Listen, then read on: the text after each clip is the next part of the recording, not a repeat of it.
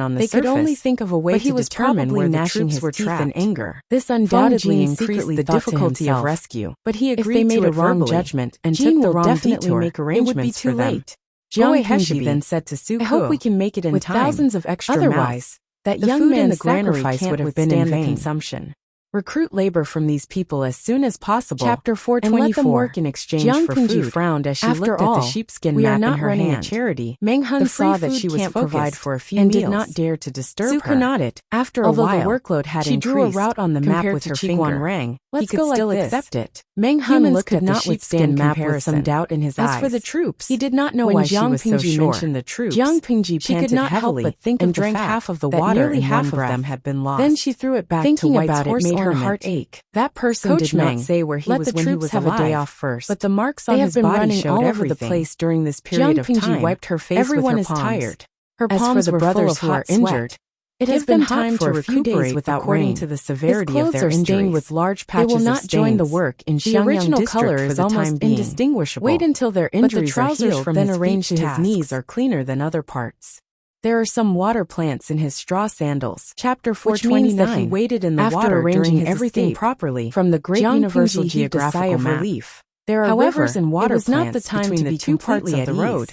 This now that the world was in chaos, these conditions, the only way to protect oneself was to strengthen oneself. At the same time and she still had to prepare some 100% defense equipment to turn the entire Xiangyang district into an impenetrable place that Jiang Pingji pointed out. She would not have to fear the harassment of the Tsingy army. If that's the case, they may still be alive. The tiredness on everyone's faces and asked the place that Jiang Pingji pointed out had a winding terrain. The Xiangyang district has gone through 3 major disasters. I hope so.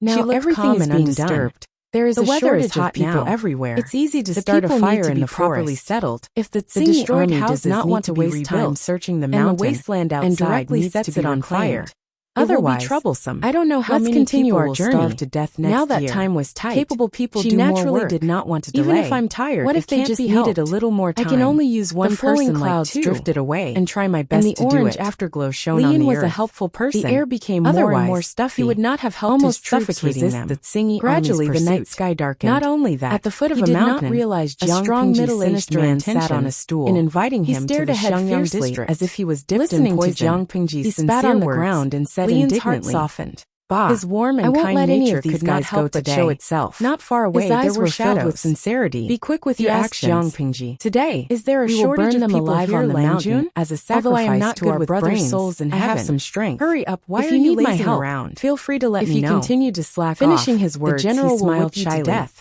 He knew the district magistrate was not a small official. Sounds rang out his at the foot of the mountain that he could not wait any longer. Thousands of figures swayed. Feng Jin, each of them carrying something in their arms. Did not leave. Half an hour later, they secretly looked at Lian, a middle-aged man dressed in coarse clothes bowed. Which corner of the world did this simple-minded child come from? General, the Xiangyang district everything was almost ready. They worked overtime until they wanted to die. Escape even if they had boarded the pirate ship. And could not to mention these 3 to 5,000 want to harm soldiers them and seek abuse. Even if 3 to 5,000 perfected golden immortals came, but I'm afraid that a celestial being like Lang Jun is not suitable for it. Not be given a chance Lian to blushed escape. And said, "Now that the weather was dry, Lang Jun. It had not rained for several days." Once the mountain was set on celestial being, the fire would not stop even if they wanted to. Although he said that, the middle-aged man still felt a little scared. Did not let his face down. In order to vent their anger on ceremony, the Tsingy army launched a sneak attack on the so-called under the criticism of the audience. However, no one expected these people to react so quickly. There is not only something that needs to annihilate all of them. If Hanmei doesn't mind, they were also discovered by the other side. With this matter. It was laughable that these people were not so afraid of hardship that they did not forget to bring along those burdens. This could be seen in all aspects. Now they were forced to flee in a sorry state. He was an aloof Prince Charming. And there were countless casualties along the way. He was an even sweet boy who fled to the mountain in a vain attempt to use the complicated terrain to shake them off.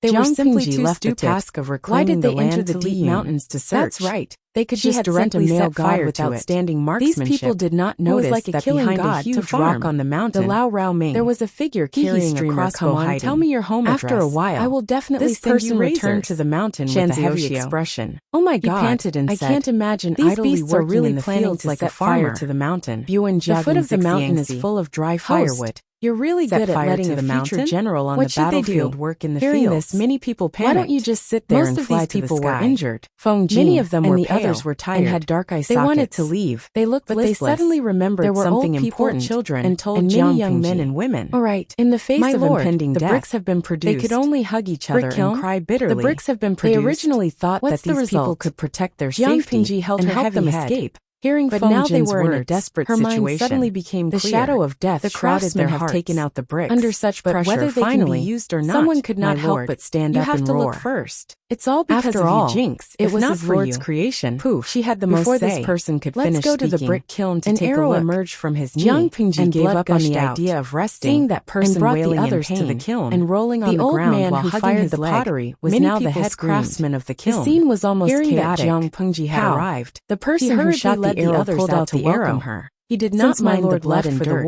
and directly batches of bricks have into the fire. Now the fourth batch is being fired not for saving you. The head craftsman of the kiln and I be trapped in this lousy place. To see the first 3 my brothers who have followed me for 3 to 4 years. The bricks were greenish gray in color, useless and were neatly stacked into a pile. So what right do you have to speak? The first batch of bricks had more cracks. Whoever dares to make any noise will end up like fewer cracks. They looked more orderly and beautiful. At this moment, someone laughed sinisterly and echoed. Then split them open with her palm to check the line's generosity. Who would want to drag you out from Overall, the quality of the bricks fired in the last few batches was not bad. You're starting to throw away your burdens. It was considered a success for the first firing. If I had known that I was such a group of ingrates, she could also see that the quality of the later batches was much better than the previous ones. The men will be beheaded and their craftsmen of the kiln took this matter seriously. The women will be used as prostitutes after firing a batch, and the children will not be spared. He tried his best to find the flaws in it. By the way, I used to be abandoned further. I don't mind going back to my old profession when the entire Xiangyang district starts to take shape. Enough, the more greatly rewarded, the more outrageous the head craftsman of the kiln was the person who spoke with the amount of bricks needed to rebuild Xiangyang district was not small. And a silver white spear was placed beside him. The scale. He had dashing eyebrows and bright eyes, ordered people and a handsome face. 2 more kills to even though the blood stains on his face had dried up for firing bricks was gone. Not hide his she also ordered people to purchase it from the neighboring wound on his left arm at a relatively low price. Even though it was tightly bandaged with rags, it was easier to build houses. He seemed not to feel thousands of labor in his arm. The construction progress was normal. Sped up. If not for the troops' words that crossed the line just now, he would not have even frowned. It's a once-in-a-lifetime opportunity. We've implicated you this time. Although he was reprimanded, brand new land the troop did not seem to be angry and placed them in front of the apologetically at the youth. When Feng Jin and the others saw the youth in Brown's righteous at the corners of their mouths, leading them to flee everywhere. There was no other reason. On the advantage of being familiar with the terrain. The location of the land. They kept approaching Xiangyang district. 3 coins.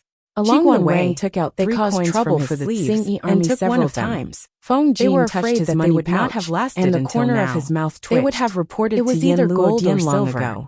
It was difficult to surname 3 copper coins slightly and said in a low voice, Suka had some in stock and lent him 3 coins. Are we just going to sit here and wait for death? The few land deeds were divided up. Someone murmured softly. The last few were everyone was silent. What a joke. Out of the 2,000 troops, if they didn't snatch, there were less than 1,000 would be taken by others. The remaining brothers were all buildings were popular nowadays in order to cover their retreat quickly or protect the people. Considering the size of the house, tragically, thinking of those combined the architectural some of them could not help but cover their eyes and cry. With the advice and suggestions from her friends in the streaming room, everyone worked together to make full use of the space. They made an exquisite and elegant 2-sectioned and 3-sectioned house of 2 sizes. The area was not very big, but it was exquisite and elegant. It was neat and beautiful.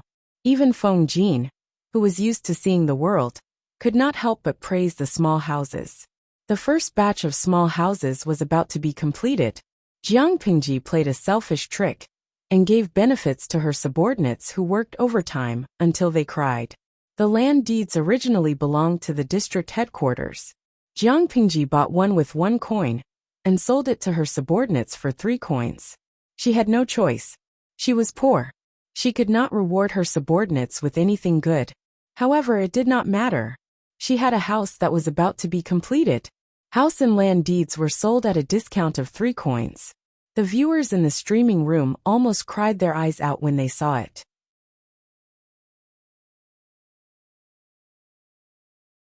Chapter 430. Heshibi Haogui. Hashtag laugh to tears. 3 coins of land and house deed. This house price is heaven. Yeoyabakian. Heaven in my dreams. I wouldn't dare to be so bold even in my dreams. Don't casually tease. It's not only heaven. Even the news broadcast wouldn't dare to put it this way. 3 coins. My dear friends, that's not even $3 in our hands. Have any of you calculated the area of that 2-level house? Even if the streamer is a wolf, tiger, leopard, and cries from working overtime, I want to cross over and hug her thighs. Author, she doesn't want jogging. Bah, what do you mean by that? The 2-level house is more than 400 square meters. This is a small house. What's my 100 square meter 2-story villa? Toilet? But this house price is ridiculous. Streamer, let me cross over and hug your thighs, okay? As long as you give me 3 coins of a 2-level house, let alone a month of overtime. Even if it's a year, whoever frowns is a dog. Kizaduo. Let alone a year, even if it's 10 years, I'm willing. Kizaduo. I'm willing to work 10 years, let alone a year. She doesn't want jogging zixiangxi. Am I the only one who noticed that the streamer earned 2 coins? She bought the land and house deed for 1 coin and sold it for 3 coins. She earned twice as much in one go. To be honest, Jiang Pingji was a good streamer. Although she had a bad temper, she was hardworking. From waking up in the morning to sleeping at night, no matter what happened. Especially after the earthquake in Shangjing, Jiang Pingji was so tired that her daily broadcasting time increased to more than 15 hours, reaching a peak of 24 hours. Feng Jin and the rest were working overtime, but she was not idle either. However, her skin was too good. Even after staying up for 4 to 5 consecutive days, she did not have any dark circles or eye bags. The audience was quite envious at first, but then they realized that her subordinates did not believe that she was working so hard, and they immediately convulsed with laughter. It was only at such times that the unscrupulous audience would sympathize with Jiang Pingji a little. For a month, the construction of Xiangyang district was carried out in an orderly manner. From the center of the district to the surrounding areas, the first batch of exquisite houses was almost completed. When the group left, Meng Hun ran to catch up with Feng Jin and asked shyly, "Mr. Feng, can you exchange a card with me?" Feng Jin was startled. If he remembered correctly, Meng Hun had taken a 3-section house, while he had a 2-section house. There was a huge difference in size between the 2 houses. Wasn't it a huge loss to trade a 3-section house for a 2-section house? He explained, "Anyway, I'm just a loner. It's not convenient for me to live alone in a big place." Although Meng Hun was a martial artist, he was a meticulous person. He didn't react in time, but he soon realized that he had messed up. Jiang Pingji had obviously considered each person's family when she took out the deed of the house and the deed of the land. Those who were already married would be allocated a 3-way house, while those who were single would be allocated a 2-way house. Jiang Pingji acted too quickly. It seemed like she had taken away the house that originally belonged to Feng Jin. Of course, he had to change it back now to avoid any unhappiness and filth. Meng Hun scratched his head and said, "Teacher's house is still under construction, so the noise will be quite loud. I reckon it will disturb my niece and sister-in-law. I'm a man, so I don't mind.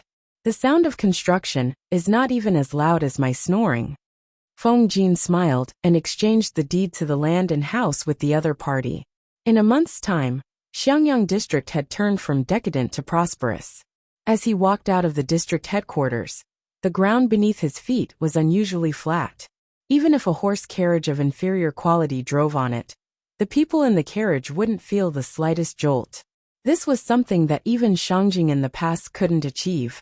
This was because the bricks used to pave the road were green bricks fired in a brick kiln. The scale was different from the green bricks used to build houses. It was wider and thicker. Of course, from Feng Jin's point of view, it was really extravagant. Although the green bricks themselves weren't worth much, the rarer they were, the more valuable they were. He followed the address on the land deed and took a look at the future house. It was still outside the courtyard.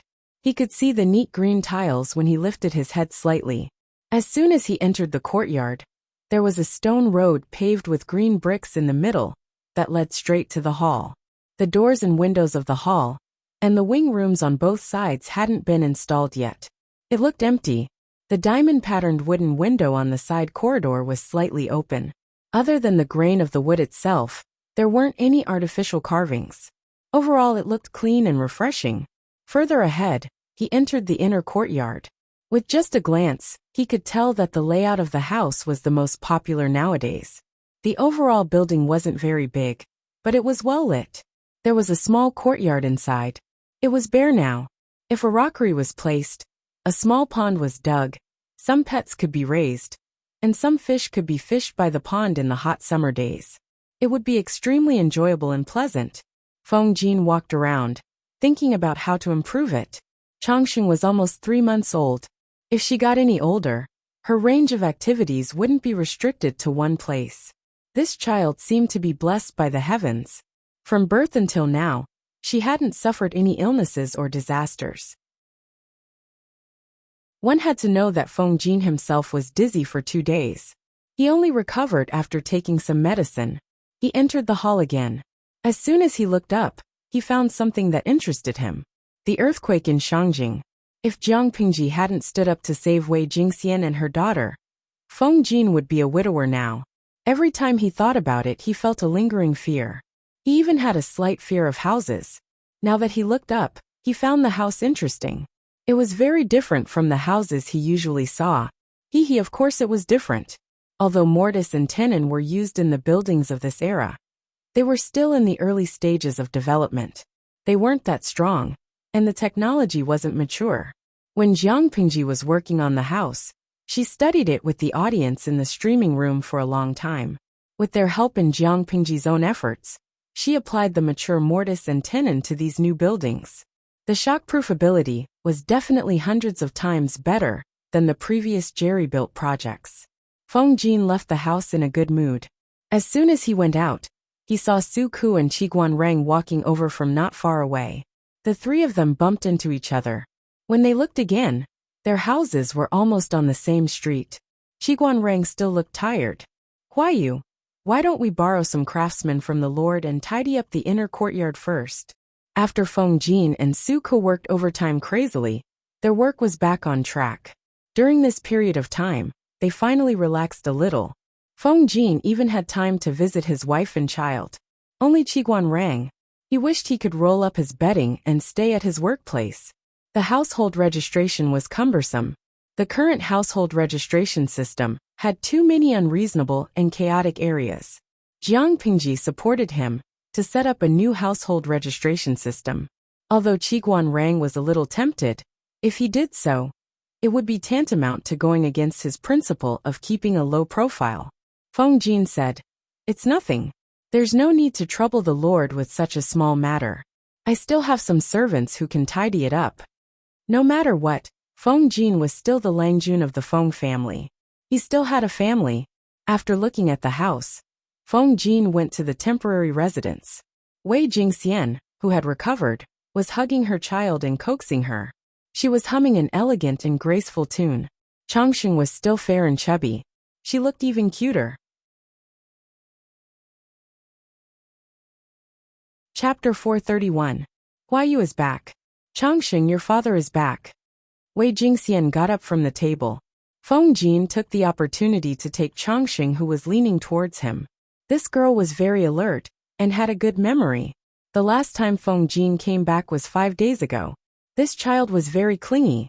Feng Jin said, "I just went to see the house that my lord gave me. It's not bad. I heard the servants mention it. It said that even the road in that area is paved with green bricks. How could the people of today have seen something like green bricks? When the road was first built, there were even people who stole the green bricks on the ground in the middle of the night." Jiang Pingji was almost angry. Later, she caught a few of them and punished them severely. "It's the same in our house. It looks very clean. It's much easier for the servants to clean." Feng Jin teased Changsheng. She grabbed his finger and wanted to stuff it into her mouth. Unfortunately, she was young and did not have teeth. It did not hurt even after biting for a long time. Feng Jin only felt that his finger was itchy. "Tomorrow, get the servants to clean up the new house. First, tidy up the inner courtyard. It's really unfair for you and Changsheng to live here."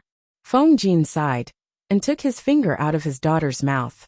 Changsheng was very unhappy. She shouted at him as if she was angry. TSK, she was young but had a bad temper. She wanted to scratch him because of a disagreement.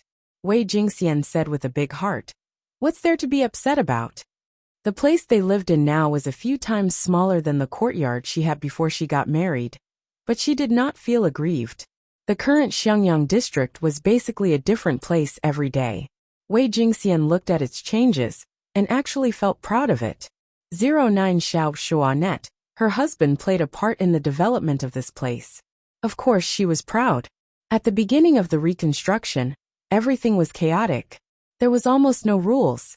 Now that it had been a month, everyone was used to this change. The planned wide roads were also moved to the construction schedule. At present it was beginning to take shape. Jiang Pingji, as the district magistrate, issued a few new government decrees. However, these decrees were somewhat amusing to the ordinary people. The first decree was to keep to the right when walking on the street. The second decree was not to spit or urinate anywhere. The third decree was to not go on the street shirtless regardless of whether it was winter or summer. It was a disgrace. Apart from these trivial matters, there were also some very strict laws. Illegal organizations without official permission were not allowed to buy or sell human beings. If they violated the law, they would be banished and their properties confiscated. Regardless of whether it was a man or a woman, having sex with an outsider during the term of marriage would be treated as a felony. There were dozens of them, and the number was increasing every day. At first, the people were still trembling with fear, but after a long time they calmed down. In any case, it wasn't a tyranny. This district magistrate was doing quite well, much better than the previous one. However, there was one law that made many old people feel uncomfortable. Relatives and elders are not allowed to decide the life and death of the younger generation at will. They will be punished as murder. Jiang Pingji was criticized by many people for being a busybody. They secretly said that she was a busybody. It was purely a coincidence that this law was written. About 20 days ago, Xiangyang district was still in a state of chaos. Jiang Pingji only slept for an hour for 7 to 8 days in a row. She was so tired that she felt like she was floating. When she was patrolling outside the city, she saved a crazy young woman who was hugging a pillow and jumping into the water. She decisively went into the water and saved her. After asking for the reason, she was so angry that her mind was clear. It turned out that 3 years before the woman married into her husband's family, she gave birth to 3 daughters in a row. Strangely, all 3 daughters died before they were even a month old. At first, she thought that she was unlucky and couldn't keep her children. Later, she accidentally discovered that the children were secretly killed by her mother-in-law. The reason was also very absurd. It was because the mother-in-law didn't want a granddaughter who lost money. She spoke righteously. If it was a grandson, how could she bear to kill them? The feng shui of the scoundrel woman's belly was not good. She couldn't even give birth to a child. The woman was anxious and reported her mother-in-law. However, the district magistrate didn't convict her mother-in-law. Instead, he said that the woman was unfilial and beat her. Since then, the woman's mind was in a mess. She became crazy and told everyone she met that her mother-in-law killed her 3 granddaughters. More than 10 months ago, the husband got the widow next door pregnant, and she gave birth to a boy. Her mother-in-law ordered her husband to divorce the woman and make her give up her position as the legal wife. Otherwise, she would be demoted to a concubine. When the viewers in the streaming room heard this, they reacted fiercely. They wanted to crawl over and slap the mother-in-law to death. If the old woman was so capable, why didn't she just go to heaven? Jiang Pingji's mentality was about to explode. She went back and added 2 more. One was that adulterers would receive a heavier sentence. The other was that it was also considered murder if a relative killed someone of the same bloodline. The woman hadn't separated from the man yet. She was still the man's legal wife. If the man got the widow pregnant, it was considered rape. The mother-in-law had personally admitted to killing her 3 granddaughters. The district headquarters still had the records. It was considered murder. She didn't care about the commotion outside. She directly ordered people to arrest the strange mother and son and sentence them accordingly. Interestingly, this matter attracted the condemnation of the rotten scholars. Jiang Pingji sneered and asked them to get out of her territory. If they were thick-skinned and refused to leave, that was fine. When the house was built, they would never rent it to this family. During the farming season, the district headquarters didn't lend them oxen and farming tools. They made their whole family starve. They were so willful. If they weren't convinced, they could fight. Therefore, the rotten scholars who were prepared to scold her shut up. The construction of the entire Xiangyang district was on the right track. It changed every day. The people felt that the air was fresh, the roads were wide and tidy, and the houses were as beautiful as if they were carved out of a mold. They didn't have the right to live in the luxurious area around the district headquarters, but they could use the newly registered residents to apply to rent a new house. Every family longed for it. Even the local people who owned houses were envious. They had no choice but to be envious. The newly built houses made their old houses look even worse than the mud. In front of the houses were neat and clean green bricks. In front of their houses were mud puddles. When it rained, the difference was even greater. Although their houses weren't destroyed in the earthquake, they were dilapidated. How could they look better than the new houses? The inside and outside of the new house were neatly paved with green bricks. In such a thriving environment, there were only two places that were so busy that they wanted to vomit blood. One was the registration department where Chiguan Rang worked. The other was Handsome Li, who was in charge of reclaiming the wasteland. After a month, his originally wheat-colored skin had become 2 shades darker, and he looked even more resolute. He had lost some of the elegance of a pretty boy, but more of a mature man's steadiness and spirit. Of course, he also gave off the feeling of an uncle farmer. Jiang Pingji thought he would quit after a few days. She didn't expect him to be so engrossed in farming that he couldn't extricate himself. Not only that, Lian also showed great interest in Jiang Pingji's improved farming tools. He had the urge to change his profession and become a farmer instead of fighting wars.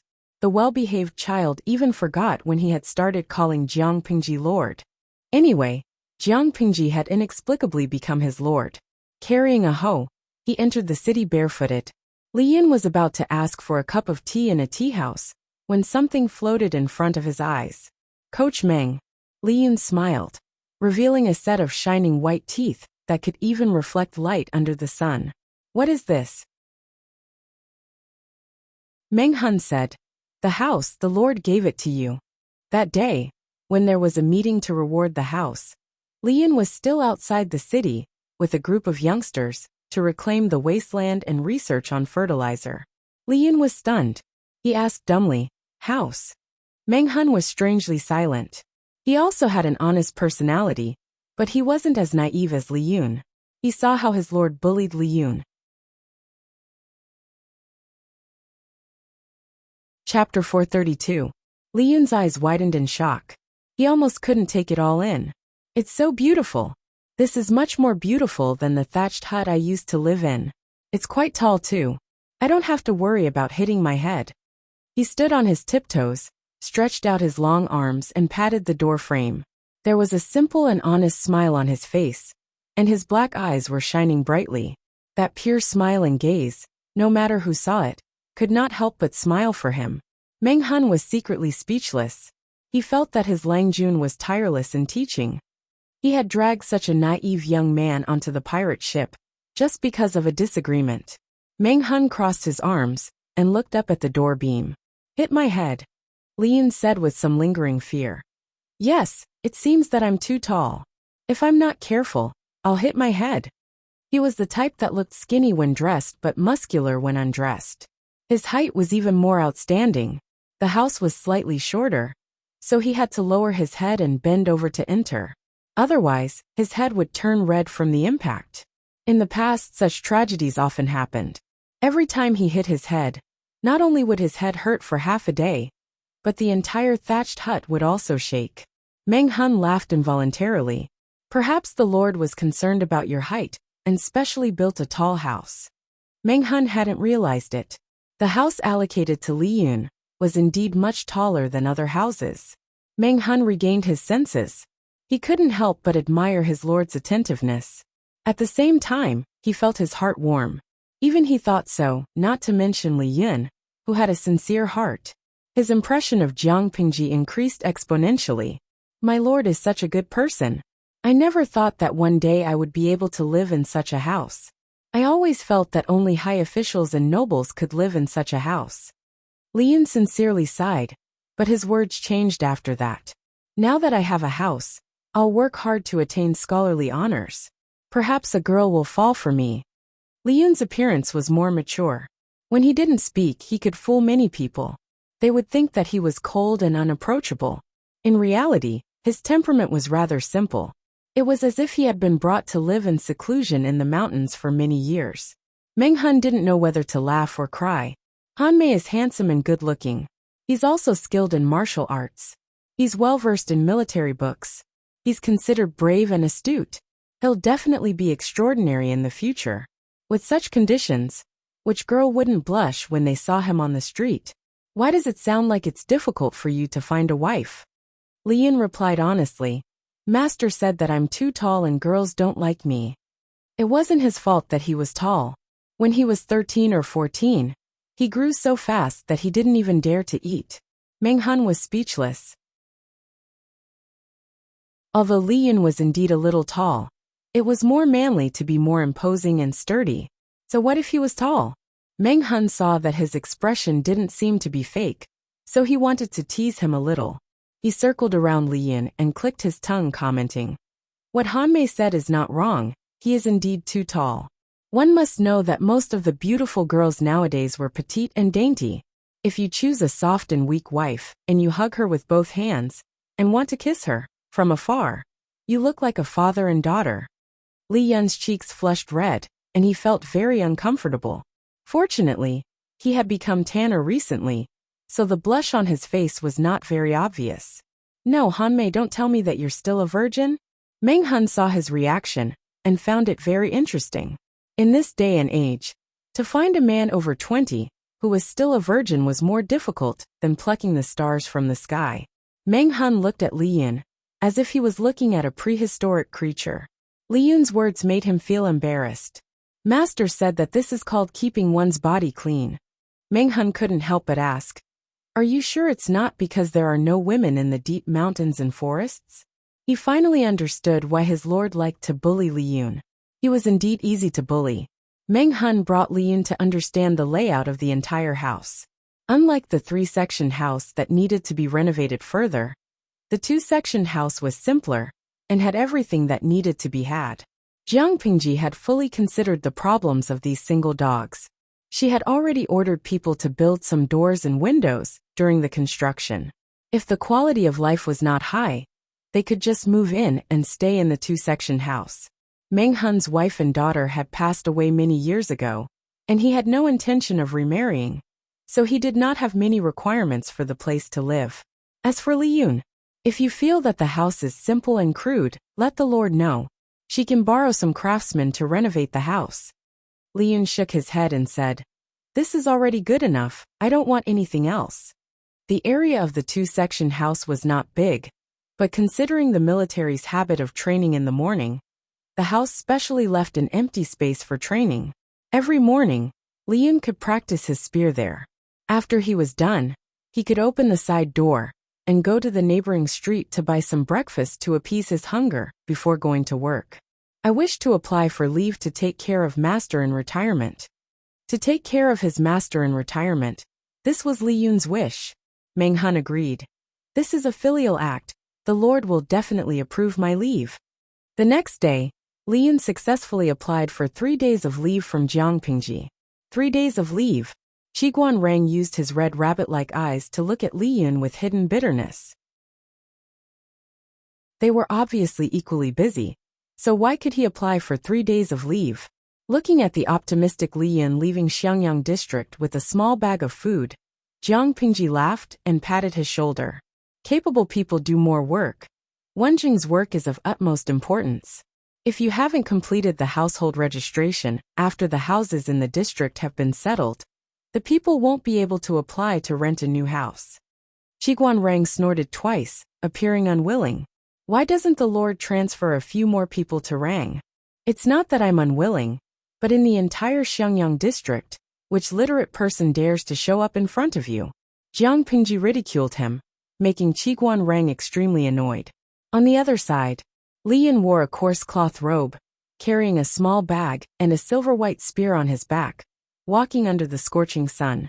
The leave was only 3 days.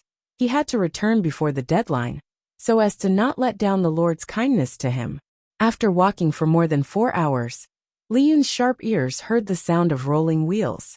Lifting his head to look ahead, there was indeed a small dot on the horizon that was slowly getting closer. "Little brother, do you know how far it is to reach Xiangyang district?" Li Yun wanted to avoid it, but someone called out to him. He replied, "If we walk, it'll take about 4 hours." The person had a sword hanging from his waist. Li Yun could feel the faint smell of blood on him. It wasn't just this guard. The dozens of people surrounding the horse carriage all had the same smell, but the intensity was different. From the looks of it, The person sitting in the carriage should be an important person. Li Yun silently pursed his lips, appearing very aloof and unapproachable.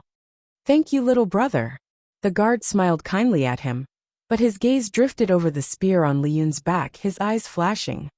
Master, there's still 4 hours of journey. Let's go. Chapter 433. That voice left a deep impression on Li Yun. But he was concerned about his master, and did not think too much about it. Li Yun and his master had lived in seclusion in the deep mountains for many years. The place was remote, and the terrain was steep, but he felt it was familiar. Even with his eyes closed, he could come and go as he pleased. Seeing the familiar pool, Li Yun's smile brightened. Master, your disciple is back. Li Yun pushed open the straw hut, his smile frozen on his face. There was no one in the hut. Dust had accumulated on the table and stove. Master. Li Yun pursed his lips. Ever since he could remember, his master had never left this mountain. But looking at the thickness of the dust, this hut had been unoccupied for a long time. Where did his master go? After thinking for a while, Li Yun pulled open the tattered curtains in the inner room and bent over to enter. He felt around under his master's mattress. There was a small pit under the mattress. His master always hid things in it. He searched with the mentality of giving it a try. His fingertips touched something hard. He took it out and saw that it was a scroll. Just like the impression his master gave others, his body was like a spear, strong as a blade. His handwriting was the same. Idiot, seeing his handwriting is like meeting you. You are grown up, you can take care of yourself. I am relieved. When you see this letter, I have already left to seek revenge. If I am alive, I will return. If I am unlucky and die at the hands of my enemy, you must not seek revenge. Xie Qian left behind a letter. Li Yun's eyes widened in disbelief. He read the letter over and over again. In the end, he helplessly believed that his master had really gone to seek revenge. But he had followed his master for so many years, but he had never heard of his master having any enemies. Would it be dangerous to seek revenge? Would the enemy be very strong? Li Yun's mind was in a mess, as if he had lost his mind. After a while, he got up and used a wooden basin to fetch water from the pool. He tidied up the hut. After a night, he found a brush and added his whereabouts on the bamboo scroll, before putting it back in its original place. If his master returned safe and sound, he would definitely follow the clues and find him. Carefully closing the door of the straw hut, Li Yun left with a lonely face. Just as Li Yun entered the mountains to seek his master, Xiangyang district welcomed an unexpected guest. Stepping on the afterglow of the setting sun, a team of more than 50 people approached the West City Gate. Nowadays, Xiangyang district is heavily guarded. Entering and exiting the city requires strict checks. Just as the guard was about to step forward and question him, a wooden token flew towards him. The guard caught it with a confused look on his face. Find someone sensible. The person in the carriage is not someone you can casually inspect. The soldier was instantly enraged. Who is it? Who dared to put on airs in Xiangyang district? Just as he was about to lose his temper, the soldier beside him pulled him back and gave him a look, asking him to look at the clan emblem on the carriage. Clan emblem? The soldier looked down at the wooden sign, and then at the low-key and simple carriage behind the crowd. Both of them had patterns in the shape of willow leaves. It looked like a few willow leaves, but in fact it was the word Lu. But, why does this pattern look so familiar? What are you waiting for? Isn't that the emblem of Magistrate Lu? His companion reminded him in a low voice. The soldier was so frightened that he almost dropped the wooden token. He walked forward with trepidation and asked in a low voice, "Is the noble person in the carriage a relative of Magistrate Lu?" The higher-ups didn't instruct anyone from the Lu family to come over recently. The guard felt wronged and was afraid of losing his job. The person smiled and said, "The noble person in the carriage is indeed a relative of Magistrate Lu. Go and report quickly to prevent any delays." The soldier was completely stunned and hurriedly handed the wooden token back. "Please wait for a moment, noble person. I'll go and report now." Even so, the soldier was still cautious and did not report directly to the magistrate. Instead, he looked for Feng Jin nearby. Did you say that the Lord's relative is here? Feng Jin frowned. The Lord's relatives were mostly in Hejian. Luxi was also far away in Chongzhou. How could he come to Xiangyang district? No matter what, he had to go and take a look personally. Then he would know whether it was true or not. Lead the way. With that, Feng Jin walked towards the city gate. Once he saw the carriage, he was already 80% convinced. At this moment, the curtain of the carriage was lifted from the inside, revealing half a familiar face. Feng Jin almost lost his composure. Why did Luxi come to Xiangyang district from the borderlands of Chongzhou? Why you don't make a fuss? Luxi's hoarse voice contained a strong sense of fatigue. Let's enter the city.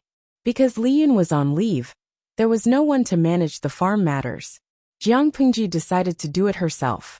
She wore a pair of straw sandals on her feet, and a pair of wooden clogs in her hands. Leisurely, she sauntered back to the city. Her trousers were rolled up above her knees. Her originally fair and slender legs were covered in mud. Her long hair was casually tied up with a hemp rope. On the way back, she rubbed her slightly hungry stomach and took out a few coins to buy 2 steamed buns. She held one in each hand and the other in her mouth. If there was no reminder, no one would have guessed that she was the magistrate of Xiangyang district. As a result, Luxi saw his daughter's sloppy behavior. Seeing Luxi, Jiang Pingji was so shocked that she forgot to bite the steamed bun. The audience in the streaming room and their fellow streamers were stunned. Feng Jin and the others sat quietly in the hall. The seat that originally belonged to her was occupied by a charming middle-aged man. Age did not make Luxi look old.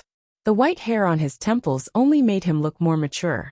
Time favored this man and made him look more charming than before. However, this was not the main point. The main point was, why was Luxi here? Without an imperial edict, the magistrate of a district could not leave his territory. Jiang Pingji held the steamed bun in her mouth and called out vaguely, "Father." Luxi looked at Jiang Pingji, who was dressed like a boorish youth. His already uncomfortable head felt even more uncomfortable. He felt that he had raised a fake daughter. "Father, why are you in Xiangyang district? The world is so chaotic now." Jiang Pingji swallowed the steamed bun in 2 or 3 bites. Just as she was about to step into the hall, she looked at the clean floor, and then at her muddy legs. She quietly shrank back. "I'll clean up now. Father, please wait. Why you take care of them first?" Jiang Pingji washed off the mud on her legs, put down her trousers, put on her wooden clogs, and walked steadily to meet Luxi. Her disguise would undoubtedly cause the audience to ridicule her. Jintian Wugingou. Trash streamer, your father has seen your most boorish side. What's the use of pretending to be steady now? The expressions of the streamer's father and the streamer were too funny. It felt like a father suddenly inspecting his son and happened to catch him watching a certain type of film. You guessed true or fake. My heart aches for the streamer's father. He must suspect that he raised a fake daughter. Jiang Pingji ignored the disturbing bullet screen in the streaming room and bowed respectfully to Luxi. Luxi sized her up from head to toe. Chapter 434. Jiang Pingji could not help but feel sad. A father was indeed the best. He knew how to love his daughter. She had told Qiguan Rang that she had not slept for a long time, but he looked at her with a don't lie expression. I am unfilial. I made you come all the way from Chongzhou. The world is not stable. The journey is dangerous. If you miss me, you can just send a letter. Why take such a big risk and come here personally? If something happens on the way, I will feel guilty for the rest of my life. Jiang Pingji said with concern. The journey was so dangerous, but Luxi dared to run around. Luxi laughed and said, I can't feel at ease without seeing you with my own eyes. The earthquake happened too suddenly. Even though Luxi was far away in Chongzhou, he felt the tremors. He could not imagine what happened to his daughter, who was at the center of the earthquake. Now that I have seen you, I can sleep well tonight, Luxi said gently. Luoyue secretly glanced at Luxi. He was a man as gentle as jade. He had an indescribably noble demeanor. He then looked at Jiang Pingji. His mind was filled with all kinds of cruel behaviors. She was either killing or preparing to kill. These two people with such different styles were actually father and son? Jiang Pingji said softly. I feel guilty. I have made you worry. Lu Shi raised his hand and rubbed his daughter's head to comfort her. He especially liked this action. Lu Zhongqing, you are not allowed to touch His Majesty's noble head. What if you become stupid? The girl's mischievous laughter seemed to have happened yesterday. It became the most vivid memory in his mind. Zhongqing, don't be too fierce. Be gentle to her. My Majesty is actually a sharp-tongued but soft-hearted person. He's the best person in the world. Zhongqing, you have to promise me that you won't mistreat her in the future. Treat her well and love her well. This is for her own good. I want you and her to live well. Even if I'm not around, both of you should live well. Let me see a different history, okay? When no one was around, Lu Shi would ponder over Gu Min's words before she died. Had she returned to her own world? Was she living a more carefree and unrestrained life than before? Lu Shi closed his eyes to hide his thoughts. The longing was like a net binding him, making the hatred brewing in his heart thicker. Lu Shi only wanted peace of mind. Seeing that Jiang Pingji was safe and sound, he planned to rest for 2 days before returning to Chongzhou.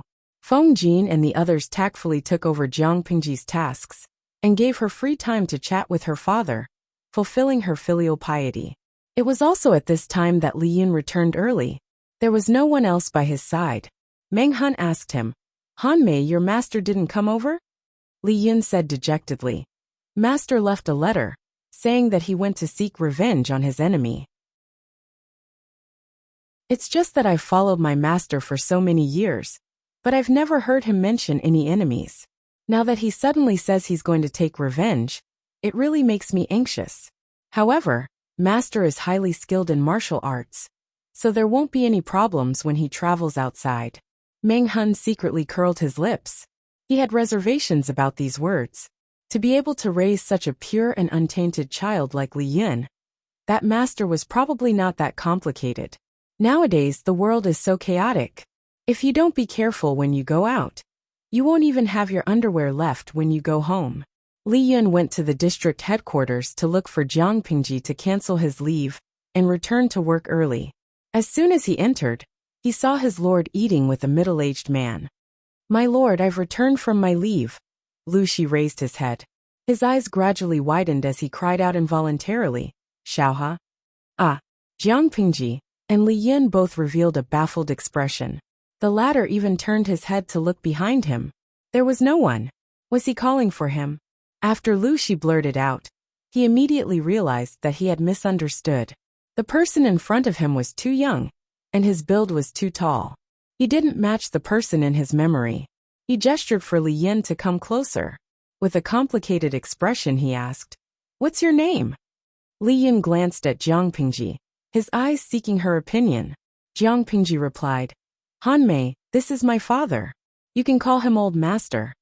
Lu Shi's expression became somewhat conflicted. Han Mei, is that your courtesy name?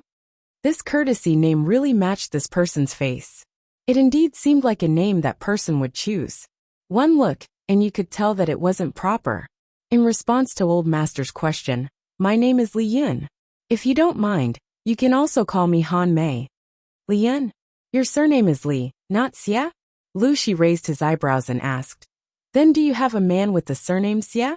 My master's surname is Xia. Li Yun didn't know what was going on, so he answered honestly. Old Master, do you know my master? You call him master.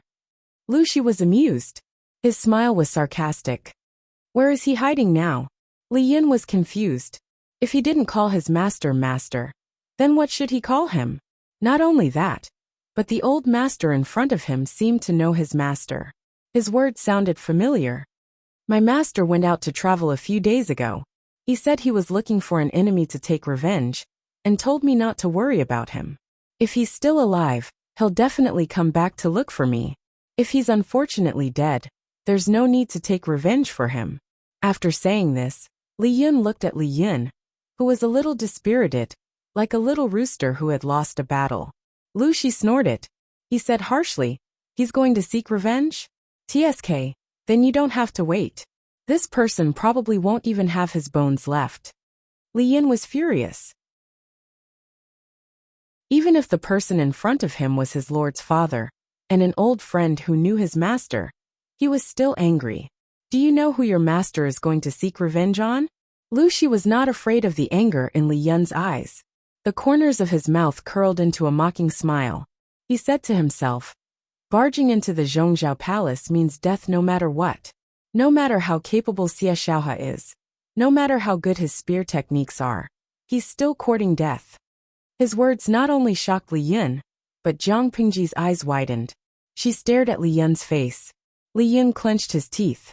My master's enemy is hiding in the Zhongzhou palace? Something like that. Lu Shi took a sip of tea and looked at Li Yun with a complicated expression. I think your master doesn't want you to know the truth. If that's the case, I won't be the bad guy. Young man, work hard with Lanting. Your future is bright. Lu Shi secretly smacked his lips. As one of the 10 great generals of the Jiang dynasty, how could his future not be bright?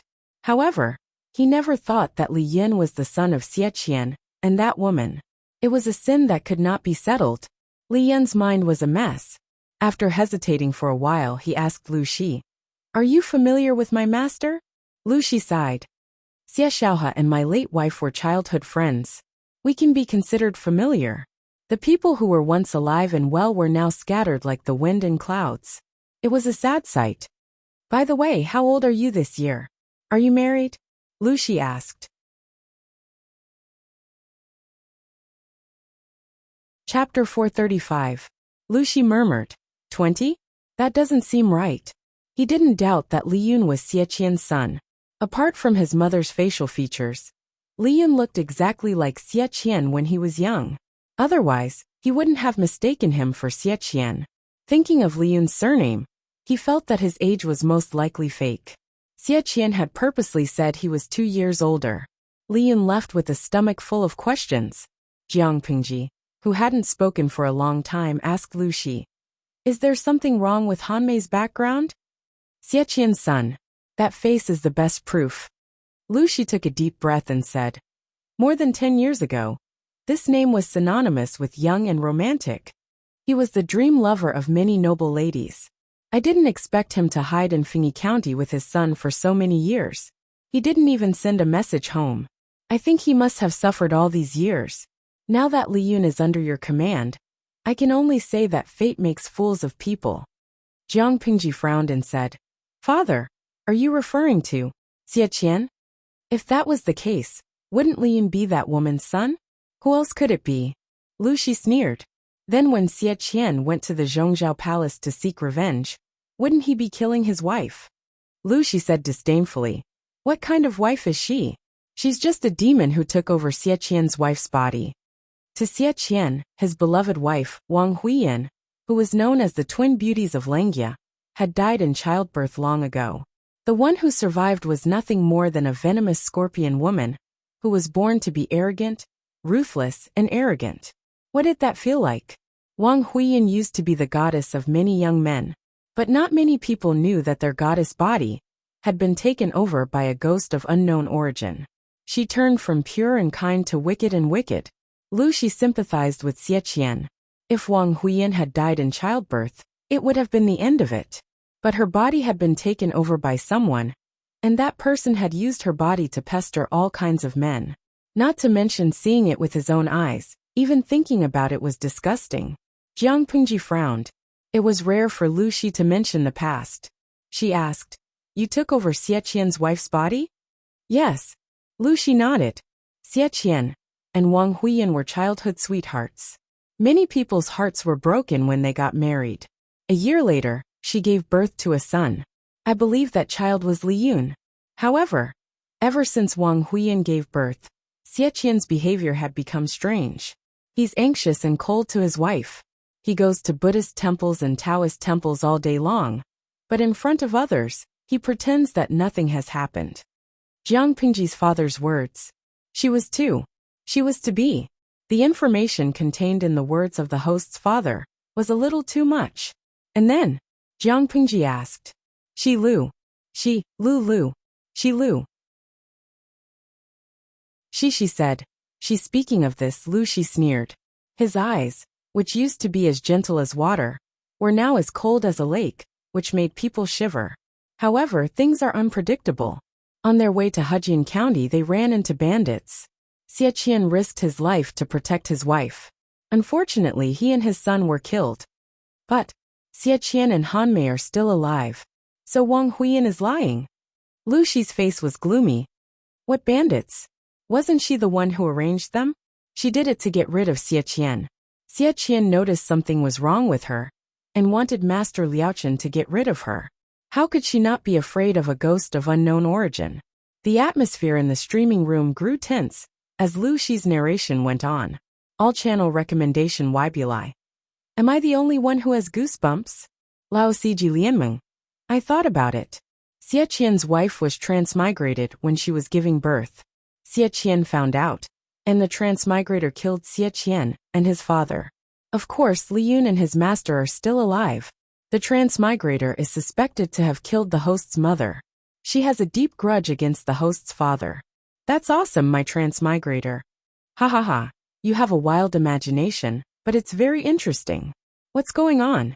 #Hashtag Propingchin. I think that's the right way to transmigrate. The ancients weren't idiots. Wouldn't they be suspicious if their loved ones changed?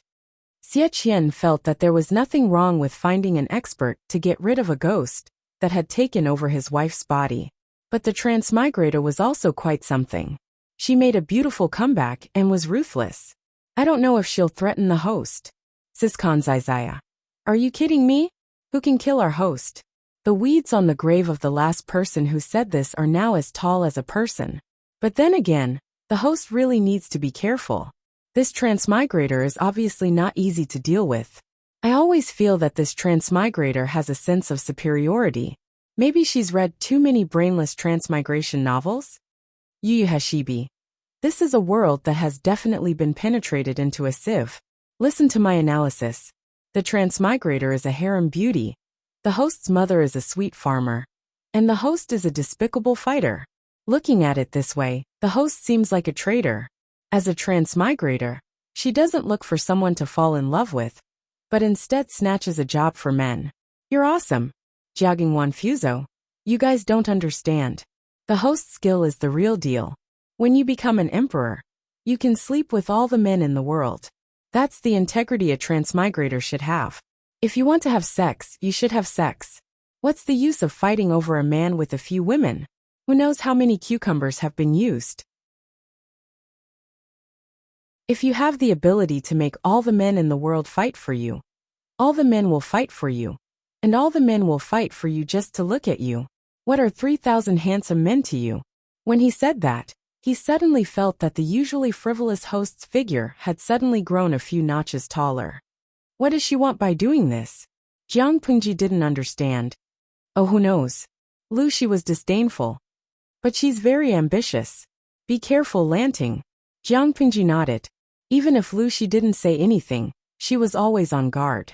After ending the unpleasant topic, Lu Shi suddenly thought of something. Oh right. Lu Shi said. There was a child marriage. Jiang Pengji was stunned. What? Isn't your mother and Xie Qian childhood friends? They used to joke that the two families would become in-laws. Lu Shi looked at Jiang Pengji helplessly. Lanting, you're already 16 this year. Don't you think about that? I think Li Yun is a little simple-minded, but Xie Qian's son can't be too bad. He's also quite good-looking. If you like him, you can take him.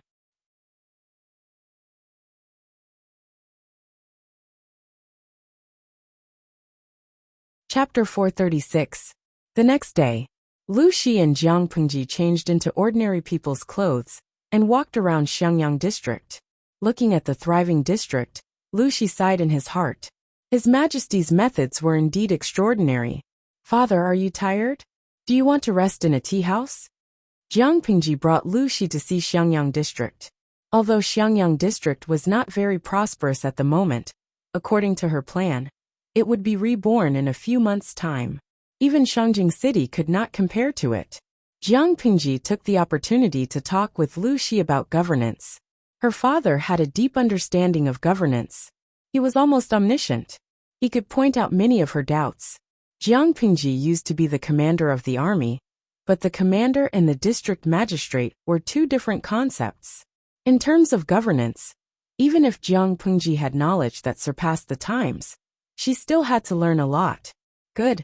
When I retire one day, I'll come to your place and buy a house so that I can retire in peace. Jiang Pengji said. If you want to buy a house, you don't have to pay for it yourself. I have lots of land deeds. She could buy as many as she wanted for a penny. The first batch of houses were given to her subordinates, and the remaining 50 or so were hers.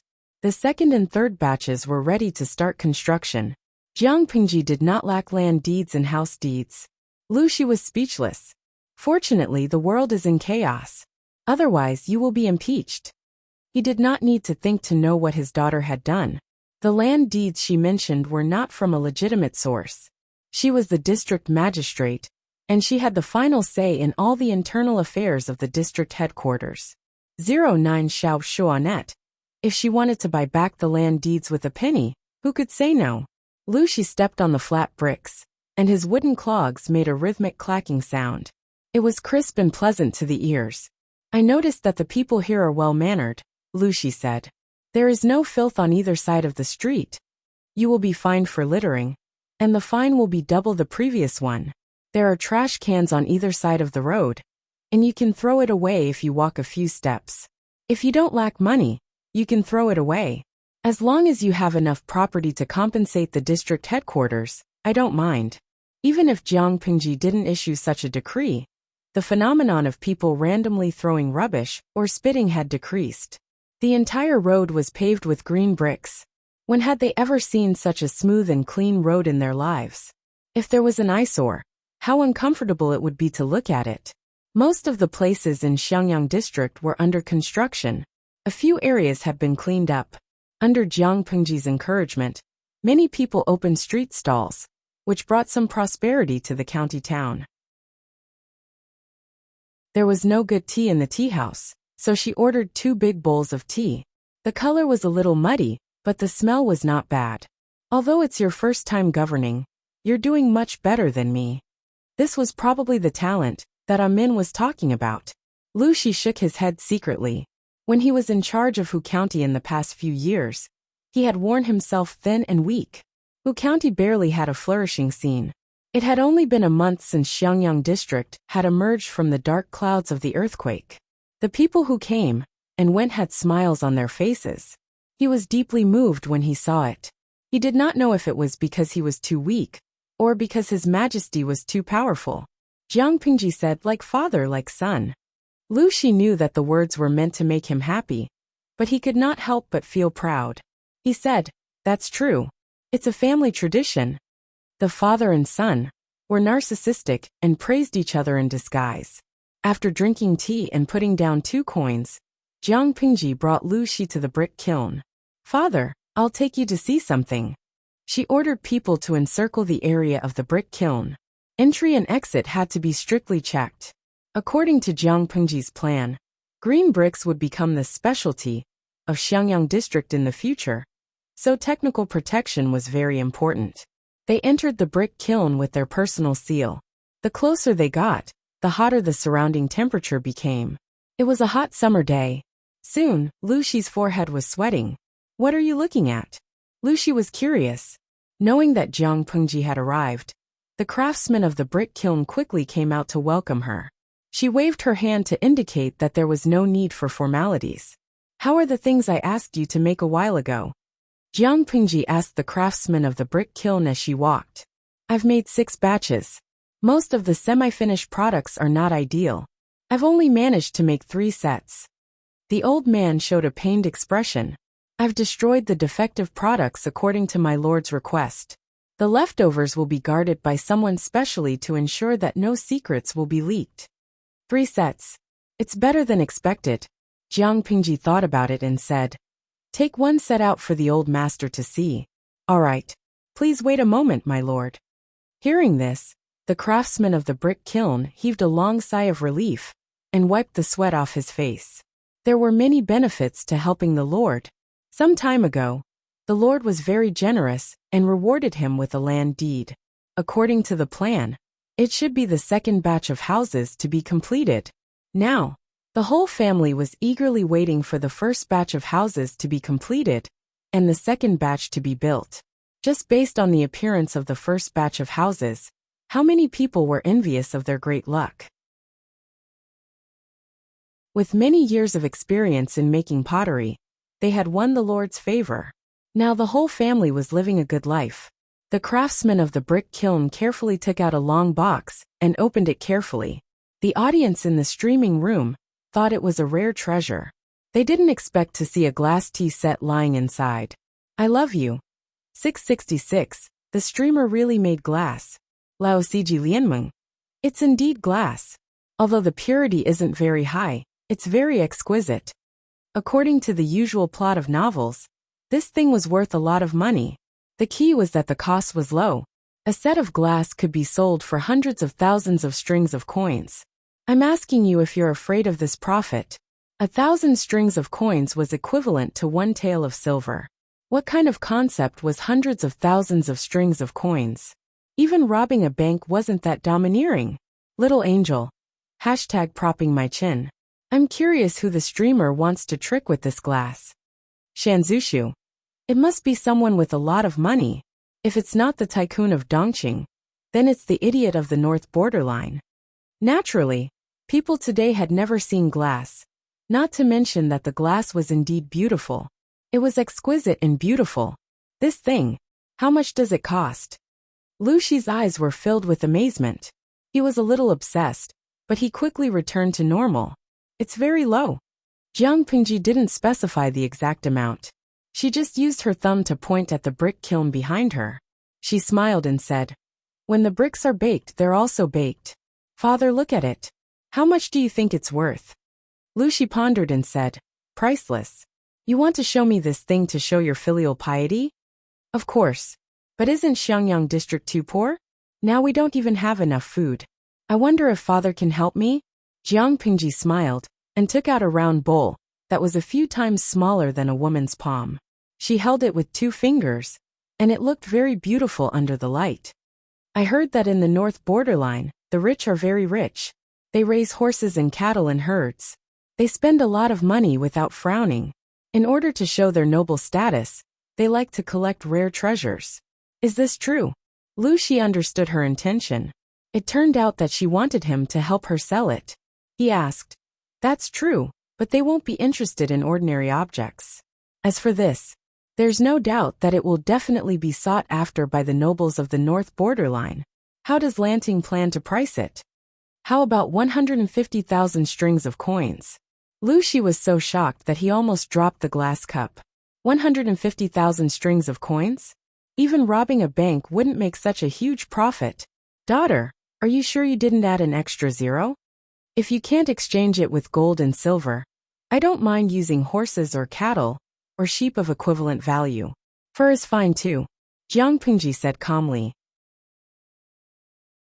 She didn't look like she was the one who had just opened her mouth like a whale.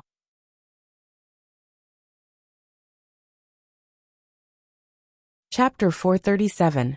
Bow to the despotic tyrant. 150,000 strings of coins. Are you sure the streamer didn't say 10,000? Eli Chingda. Can anyone explain how much 150,000 strings of coins is? 10 fingers are not enough. So Tian Yen. He. Not to mention 10 fingers. Even if you count the hands and feet of your whole family, you still won't be able to calculate it. Zhenshi Liugung. Let's put it this way. Different dynasties have different exchange rates between copper coins, silver coins, and gold. It fluctuates like foreign exchange. You won't understand even if I explain it in detail. To put it simply, 1 coin is equivalent to 1,000 coins. 1 coin is equivalent to $1 here, so 150,000 strings of coins. Can you guess how much money it is? Traveling to ancient times with a glass vase at home, and becoming a billionaire in an instant. Are you afraid of such a huge profit? Selling a set of glass products for 150 million. Streamer, you're not just black-hearted, you're black-hearted from head to toe. Jiang Pingji looked at their comments and added helplessly. Host V. I'm not that black-hearted. Converting it to here, it's at most 70 to 80 million. Everyone. Dashin Matzi. This is the first time I know that it's not black-hearted to set a price of 7 or 8 yuan at 70 to 80 million. Slimming failure. Streamer, you're great. Lu Shi steadied his heart to avoid being scared to death by his daughter. He looked at the glass tea set with a conflicted expression. After a while he said, if there's only one set in the world, it's not impossible to sell it for 150,000 strings of coins. Jiang Pingji raised her eyebrows and said, it's definitely impossible to sell one set. That's why the price is set too high. Small profits but quick turnover can benefit more nobles in the northern borderline. The price should be set at a level that they can accept, but they don't think it's cheap. Lu Shi pondered for a while, and his gaze turned to the glass tea set a few times. I think 5 to 20 strings of coins should be enough.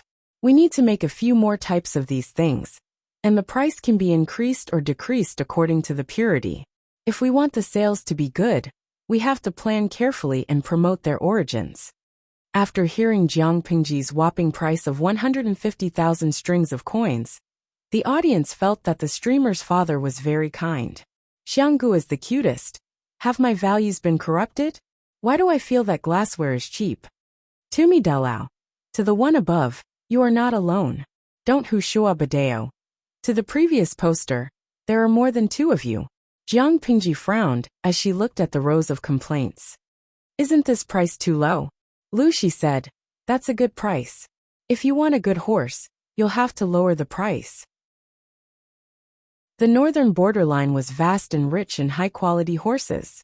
They also kept a close eye on the various horse farms. However, there would always be people who would take risks for the sake of profit. The horse that Lu Shi gave to Jiang Pingji was smuggled out. It was originally meant to be presented to the king of the northern borderline, but the officials under him intercepted it and sold it. The horse that they gave to the king was slightly inferior. How could Lu Shi not know about this? Lanting, Amin often says that doing business is like fighting a war or ruling a country. There are many ways to do it. Once you master the rules, you can play with the entire market. Lu Shi smiled. His wife was an expert in business. She was the one who had built up the businesses of the second branch of the Lu family. He had been with her for many years and had learned a little. Leave this matter to me. You just have to wait for the money to come in. Jiang Pingji naturally believed in Lu Shi. Then I will control the number of kills and strive for excellence. Lu Shi nodded and added, the rarer something is, the greater its value. No matter how good something is, once there are too many of them, it won't be considered good anymore. I will stay here for a few more days to make a few sets of good quality and bring them back. From then on, don't make this thing in the kiln for the time being. Keep a close eye on the people under you. If anyone secretly makes it or spreads the skill, kill them. Don't be soft-hearted. I know. I have people who know how to make it. I know who leaked the secret. Jiang Pingji had a gentle smile on her face. The craftsman of the kiln could not help but feel his scalp go numb when he heard it. The old man had experienced things like learning a skill, secretly opening a kiln to make it, and then smuggling and selling it for profit when he was young. After all, it was a business with no capital. Who would not do such a good thing? He was not afraid of not having profits, but he was afraid of not having the guts. When he heard the conversation between the father and son, even he could not help but tremble. That was a few strings of coins. Who would not be tempted? However, what she said next made him shrink his neck. No matter how much money he had to be alive to spend it. Do a good job. When we make a lot of money, we won't forget your contributions. Jiang Pingji raised her hand and patted the shoulders of the craftsman. If you do a good job, I will remove your grandchildren's status as craftsmen. In the future, when the county opens a school, give them a free place to study. The current household registration system was a pain in the ass. The children of craftsmen could only be registered as craftsmen. In terms of social status, although they were slightly higher than slaves, they were still lower than ordinary people. It was impossible for a craftsman to remove their status as craftsmen without some miraculous encounters. Not to mention that the Lord had promised to give their children the opportunity to study. In this era, it was not easy to study, no matter how rich the family was. The source of books was a big problem. How could they study without textbooks? Jiang Pingji was born into an aristocratic family. Naturally, the craftsman did not doubt her. The craftsman's eyes lit up. He said in a loud voice, "Rest assured, my lord. I will not let you down."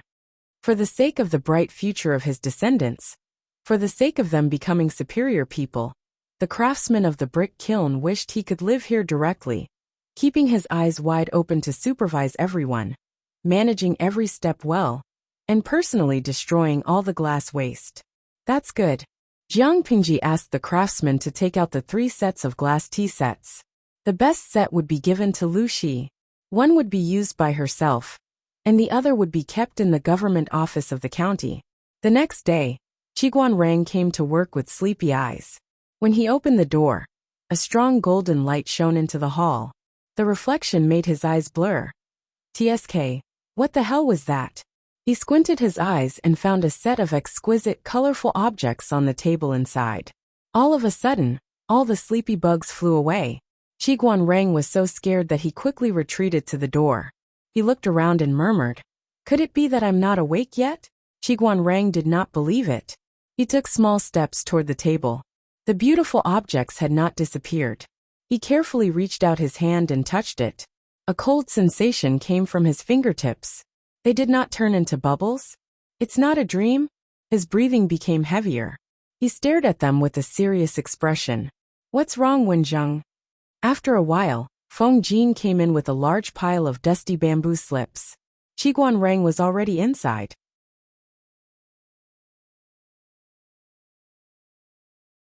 Chapter 438. Wenjing. The bamboo slips that Feng Jin was carrying were piled high, blocking his view. When he didn't hear Qiguan Rang's response, he called again. "Ah!" Qiguan Rang then reacted, and stood up to help Feng Jin carry some of the bamboo slips. "When did you come, Huayu?" "I just came a while ago. I saw you sitting there in a daze. I thought you closed your eyes and fell asleep." Feng Jin carried the large pile of bamboo slips to the short table behind the screen in the government office. He sorted them according to the contents of the strips of cloth stuck on each bamboo slip. The work was a little tedious and needed to be careful. This small room was full of such bamboo slips, which recorded the case files of Xiangyang District in recent years. The content was vast and complicated. Although Xiangyang District was not big, there were many messy matters. In order to restore the work system of the entire district headquarters as soon as possible, Feng Jin began to work overtime again. He was just not as crazy as he was at the beginning. He desperately hoped that his lord would quickly start to recruit talents and get more people to help him share the workload. Today's government office was obviously more females than males. The girls from before had all become external staff. Fortunately, they had these well-educated and well-mannered maidens. Otherwise, the few of them would be exhausted to death. In order to make it convenient for these girls to work, his lord specially opened up another government office. It wouldn't be too awkward to meet them occasionally. Feng Jin tidied up for a while and realized that there was no movement outside. He was suspicious. "Wenjing, what was wrong with Qiguan Rang today?" If it was in the past, even if he didn't want to speak, there wouldn't be such an awkward silence. Feng Jin was puzzled. He took out the bamboo slips that he didn't finish yesterday and planned to finish them in one go today. "What are you looking at?" At this time, Feng Jin realized that Qiguan Rang wasn't asleep sitting down. His mind was obviously taken away by something. "Wenjing, what are you looking at? You're so fascinated." "This thing." Feng Jin stopped nagging, and his starry eyes widened. Suddenly, his hands loosened, and the bamboo slips in his arms fell to the ground. With a burst of crackling sounds, Feng Jin's toes were hit by the scattered bamboo slips, almost causing him to grimace in pain. How could Qiguan Rang be distracted when he heard the commotion? The two of them looked at each other, then tacitly shifted their gazes to the table.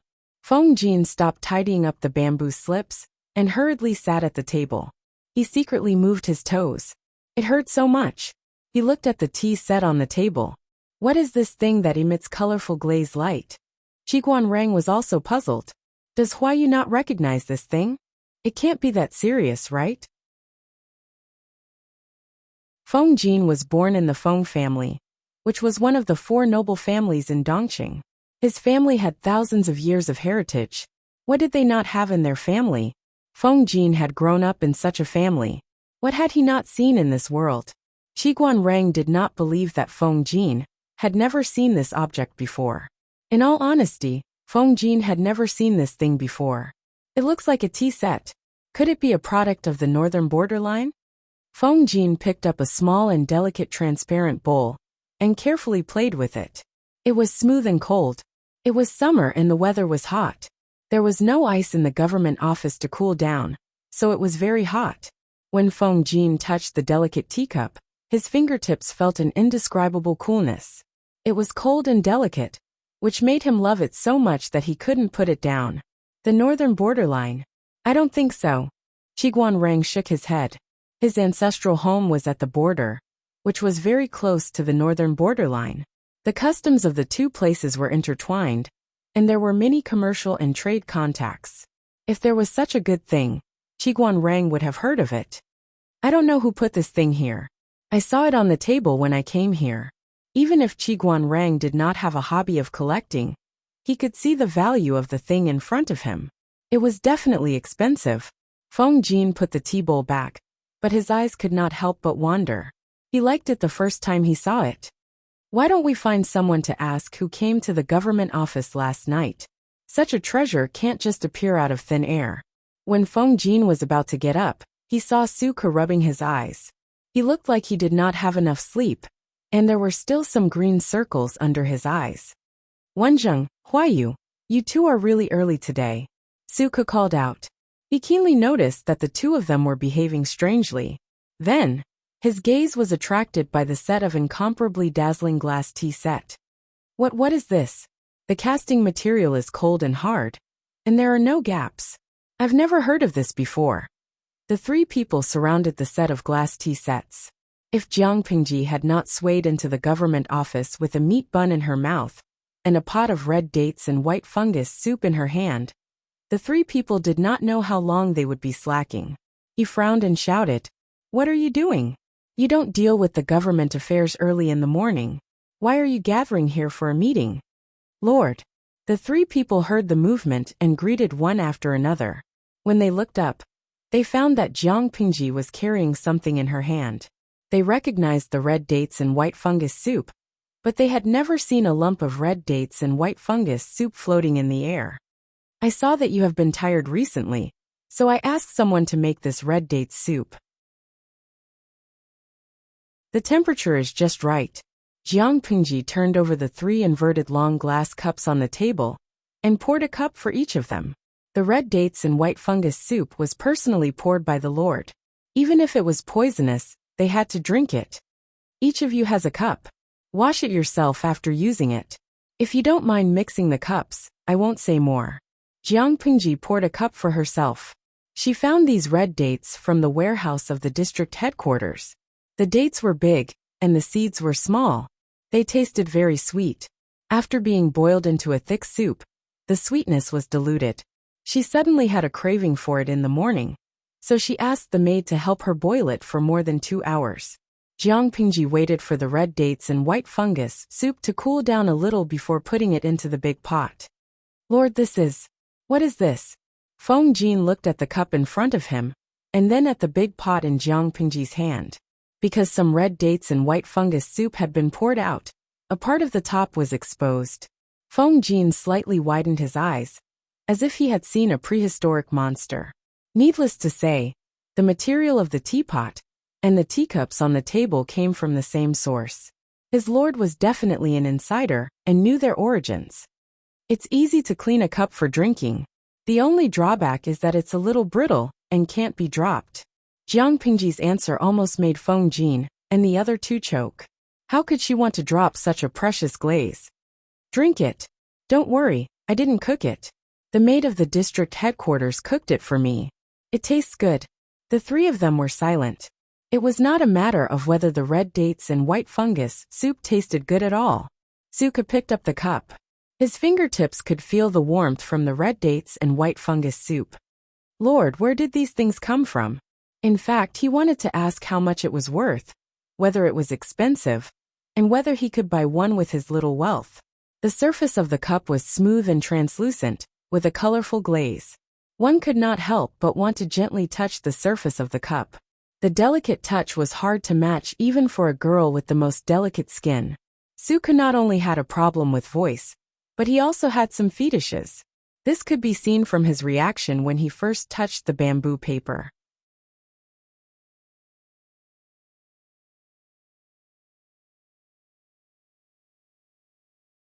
Chapter 439. Among the people present, except for Feng Jin who could still maintain his demeanor, Qiguan Rang and Su Ku were shocked. Su Ku, who overreacted, was even more miserable. He almost choked the red dates and white fungus soup into his lungs. He clutched his chest and coughed uncomfortably. What? 30,000 strings of coins? Su Ku coughed for a while to calm down. His voice suddenly rose. His fingers pointing at the cup were trembling. Squandering. He was very clear about how much money his lord had. Where did he get the 30,000 strings of coins to buy such a flashy but impractical thing? As the housekeeper of the entire district headquarters, Suko almost fainted from anger, but he forgot that Jiang Pingji did not have that much money. Even if she used the entire Xiangyang district to pay off the debt, she would not be able to get that much money, let alone embezzling it. The so-called 30,000 strings of coins was just said to tease the three of them. She did not expect them to be so easily teased. Qiguan Rang and Feng Jin were the first to react. They looked at the smiling Jiang Pingji with a serious expression. My lord is not the kind of person who indulges in pleasure. Why would you spend 30,000 strings of coins to buy such a thing? Don't tease me. Even though Feng Jin was from the Feng family, he would not spend 30,000 strings of coins to buy a set of collectibles. It was not that he could not afford it, but he was more pragmatic. TSK, the three of you really can't take a tease. When Coach Meng and Coach Luo come later, don't expose me. With such a playful master, the three of them were also mentally and emotionally exhausted. These things were made last night, when I was baking the green bricks in the kiln. The quality is uneven. Those aren't the best glass. I originally wanted to destroy them, but thinking of your hard work, I stole a set and left it in the government office. Jiang Pingji smiled, revealing her white teeth. She looked proud. How about it? Do you think it's worth 30,000 strings of coins? 30,000 strings of coins? Why didn't she just rob the money? Suka's face was full of resentment. He thought his lord was a little more mature, but he did not expect her to be so bad. Feng Jin straightened his mind and carefully looked at the object in his hands. After thinking for a while, he slowly opened his mouth. This thing is rare in the world. It can be said to be a work of art. The quality is even more unheard of. If I meet someone who knows how to do it, 30,000 strings of coins is definitely worth it. It's just that I don't know how much money, manpower, and time are needed to make this thing. 30,000 strings of coins. Rich tycoons who chased after fame would indeed fork out their own money to buy it. They would even happily snatch it. But in today's world, who would spend so much money on a set of luxury goods to enjoy? Jiang Pingji drank the red dates and white fungus soup while listening to Feng Jin. She became more and more confident. I've already said that it's something I made when I was baking the green bricks. How much money, manpower, and time do you think it takes to make it? Jiang Pingji smiled and said, Huayu's judgment is absolutely accurate. After all, he's the second young master of an aristocratic family. If you say that it's worth 30,000 strings of coins, then I'm completely relieved. Why would they be afraid of sales if they operated properly? I'm afraid that the supply will not be able to meet the demand, and people will come begging to buy it. Feng Jin and the rest were stunned on the spot. When they understood what Jiang Pingji meant, they were even more shocked. My lord, you mean to say, sell them for 30,000 strings of coins? Jiang Pingji said casually. No, these cups are for you to drink tea. When you drink tea from a ceramic bowl, there's always a muddy taste. Jiang Pingji not only wanted to bake glass products, but she also wanted to make porcelain that could only be found in the History Museum. However, she was still researching with her companions in the streaming room. It would take a while before she could start production. Seeing the three strategists' dumbfounded expressions, Jiang Pingji said shamelessly. Your lord, I sympathize with my subordinates. Why would I treat you unfairly and exploit you? The few batches of glass tea sets that are baked in the brick kiln are for sale. Even if your lord plays with mud, she's different from ordinary people. She can play with different tricks. It's not 30,000 strings of coins, it might be 3 million strings of coins or even more. She wanted to see who would dare to mock her for only playing with mud. If she didn't play with mud, where did the green bricks in Xiangyang district come from? Where did the glass in the brick kiln come from? Although Jiang Pingji didn't show a proud expression, her eyebrows were raised a little more than usual. Feng Jin and the rest were too shocked and didn't notice this detail, but the viewers in the streaming room were sharp-eyed. Jin Tian jigging. TSK, look, the streamer is so proud of herself. Bazia. If you didn't remind me, I wouldn't have noticed this detail.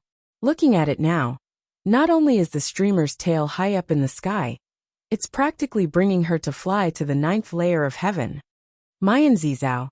The streamer's proud look is asking for a beating, but why do I find it so cute? Don't talk nonsense. Sigh, if that's the case, then I'll silently feel sorry for the fool who is about to be cheated. What is a fool? A fool with a lot of money. Come quickly. Jiang Pingji targeted the 3 tribes of the north borderline and set it as the first stop to cheat money. Although the north borderline always fantasizes about how powerful they are and can't wait to use the whites of their eyes to despise Dongqing, they secretly hold things from the hinterland of the Central Plains in high esteem. Not only do they fight to buy them, they even regard it as a fashion. Their mouths are very stubborn, but their bodies are very honest. The noble women and ladies of the north borderline are proud of collecting treasures from the Central Plains. Things that can only be sold for 1 or 2 strings of coins in the Central Plains can be sold for at least 10 times more at the 3 tribes of the north borderline. If it weren't for such profits and the dangerous journey, who would be willing to do business in the north borderline? Su Ku and the other 2 were shocked by Jiang Pingji's bold words. They even forgot how to speak. Feng Jin was the first to react. He said solemnly, My lord, you have to protect the manufacturing method closely. Don't worry. Before we earn enough money, I'll send someone to keep an eye on the brick kiln. Lu Shi had reminded her about this matter, and Feng Jin mentioned it again. How could Jiang Pingji not take it seriously? She had already thought of a way to deal with it. The rarer something is, the greater its value. If there's too much of it, it'll be worthless. Whoever dares to cut off her source of wealth, she'll cut off her descendants. Suka's expression was dreamy. He only found his voice after a long while. My lord, these things, how much exactly do they cost? They come with the bricks. It's just a few coins, right? Jiang Pingji said uncertainly. Everyone was silent again. Things that cost a few coins. Selling them for 30,000 strings of coins. Doesn't your conscience hurt? Suka subconsciously raised his hand and touched his chest. They were the ones who earned money. Why should his conscience hurt? Not only did it not hurt, it was also alive and kicking. The 3 of them shouted in unison, Great! Host V. When this batch of glass is sold, the Xiangyang district government will have the money to pay salaries. Jiang Pingji's words were like a fake bomb that exploded. The audience in the streaming room was so shocked that they couldn't react. Wait, what did the host say? Pay salaries?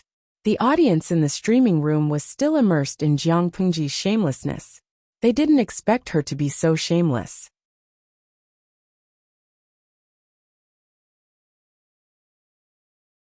Chapter 440. Such a hard-working, crazy overtime, free, tall, rich, and handsome employee. Please give them a dozen. The audience in the streaming room was in an uproar again. Compared to the streamer, Zhou Bapi had no conscience at all. At least Zhou Bapi would pay people a salary. The streamer had never paid a penny. Streamer V. Look at what you're saying. I gave you a house, and I supply the food for the entire district. As soon as she finished speaking, a little angel immediately retorted angrily. Tumi Dalao. Hihi, a house of 3 pennies exchanged for food. Streamer, you're really great. Even though she was ridiculed, who was Jiang Pingji? She did not need to take such ridicule to heart. Jiang Pingji said very generously, Before this batch of glass is sold, the brick kiln will not continue to produce glass. After all, the rarer something is, the greater its value. The quantity must be strictly controlled. But we will also start to study other things. Oh, you're all on the same side as the Lord. I can treat everyone badly, but I can't treat you badly. After we're done today, do you want to follow me to the brick kiln, and each of you can choose a set? Although the glass was expensive, she knew her family well. She was not a stingy person, she would share blessings. Lucy originally wanted to stay in Xiangyang district for 2 days, but because of the glass, it was delayed for 3 to 4 days. The brick kiln worked day and night, speeding up the firing. The defective products were ruthlessly eliminated and destroyed. The quality glass teaware was carefully packed and placed in a box piled with layers of brocade. Just as Jiang Pengji ridiculed, glass was too fragile. To prevent the treasure from being damaged and losing tens of thousands of strings of coins, the protection work had to be done well. Who could afford to pay for it if it was broken? Although the audience in the streaming room ridiculed her for being too shameless, one thing had to be admitted. No matter how many fakes they were originally made, their true value lay in the market price at the end of the sale. The glass teaware indeed had a market value of tens of thousands of strings of coins.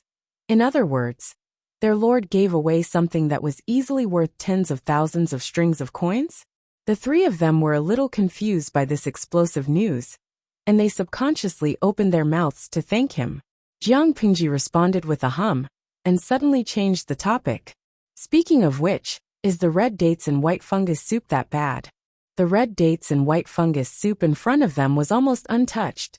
The temperature was almost gone. Feng residence, inner court. He did not know if Changxing was more like her father or her mother. At such a young age, one could already see her nature of being tormented. Yeah. She muttered a strange sound and used both her hands and feet. Under her unremitting efforts, her chubby body rolled once and finally turned over. Her 2 legs were flapping about, as if she wanted to turn back to her lying position. Wei Jingxian sat next to her and gently helped her to turn over, so that she could continue to roll around and play. However, he smiled and said, "The way Changxing struggled just now was like a little tortoise that couldn't flip itself over." The maidservant at the side added with a smile, "Your servant heard from the old people that children need 4 to 5 months to be able to turn over and crawl around. Little girl's body is strong and healthy. It's only been 3 months. Little girl can already turn over. With such precocious intelligence, perhaps in a few months, Foreign will be able to hear the little girl call you Nyangqin." When Wei Jingxian heard this, the smile on her face became even more gentle. In terms of character, she did not know whether Changxing took after her or Feng Jin. She was stubborn, lively and active. If Changxing had to turn over and roll around to play, then she must rely on her own ability. Previously, Wei Jingxian saw that it was difficult for her to roll, and she could not turn over for a long time. So as a mother, she laughed and helped her. Unexpectedly, the child's face turned red and she wailed loudly. She looked like she did not want to give in. Wei Jingxian could only pick her up and coax her in every possible way. However, Changxing, who bore a grudge, refused to stop. She was really afraid of this child. After that, no matter how Changxing rolled around on the table, she did not help. After all, a baby's energy was limited. After rolling around and playing for half an afternoon, how could Changxing bear it? Not long after, Changxing was already in a state of drowsiness and fell into a deep sleep.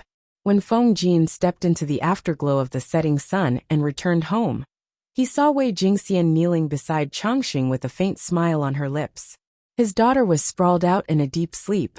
He could totally imagine how her sleeping posture would be when she grew up a little bit, how painful it would be for his eyes.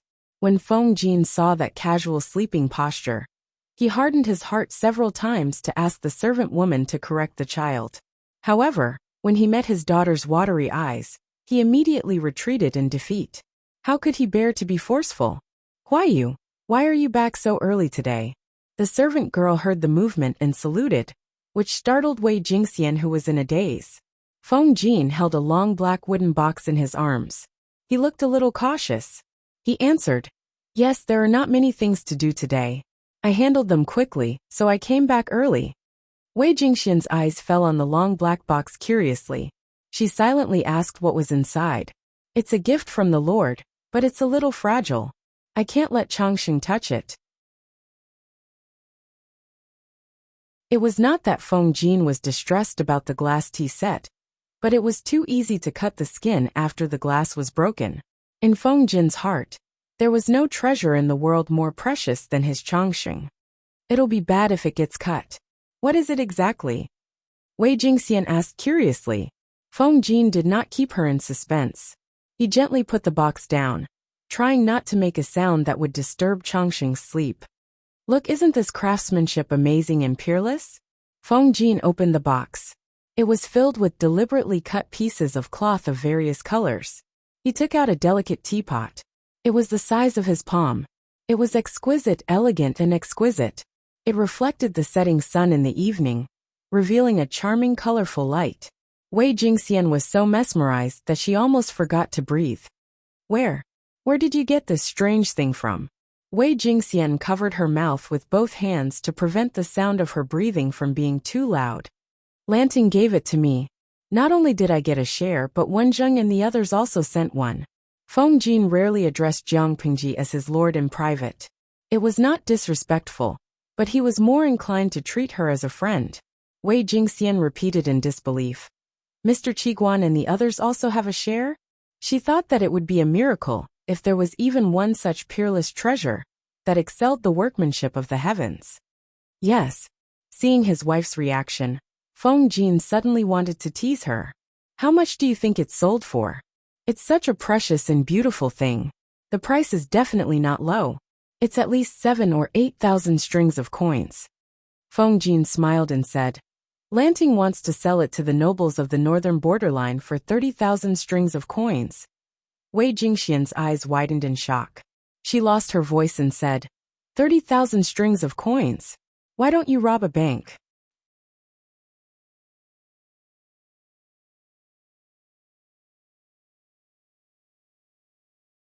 Chapter 441. A few days later, Lu Shi left with 20 sets of glass tea sets. Jiang Pingji saw him off outside the city. Lanting, you're 16 years old this year. Have you ever thought of revealing your true identity?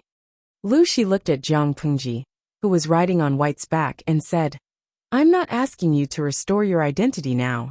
I just want you to reveal some information to those close to you, in case they can't accept it. It's better to be prepared just in case. Jiang Pingji thought about it and said, This matter doesn't have to be rushed. Oh, Lu Shi did not understand.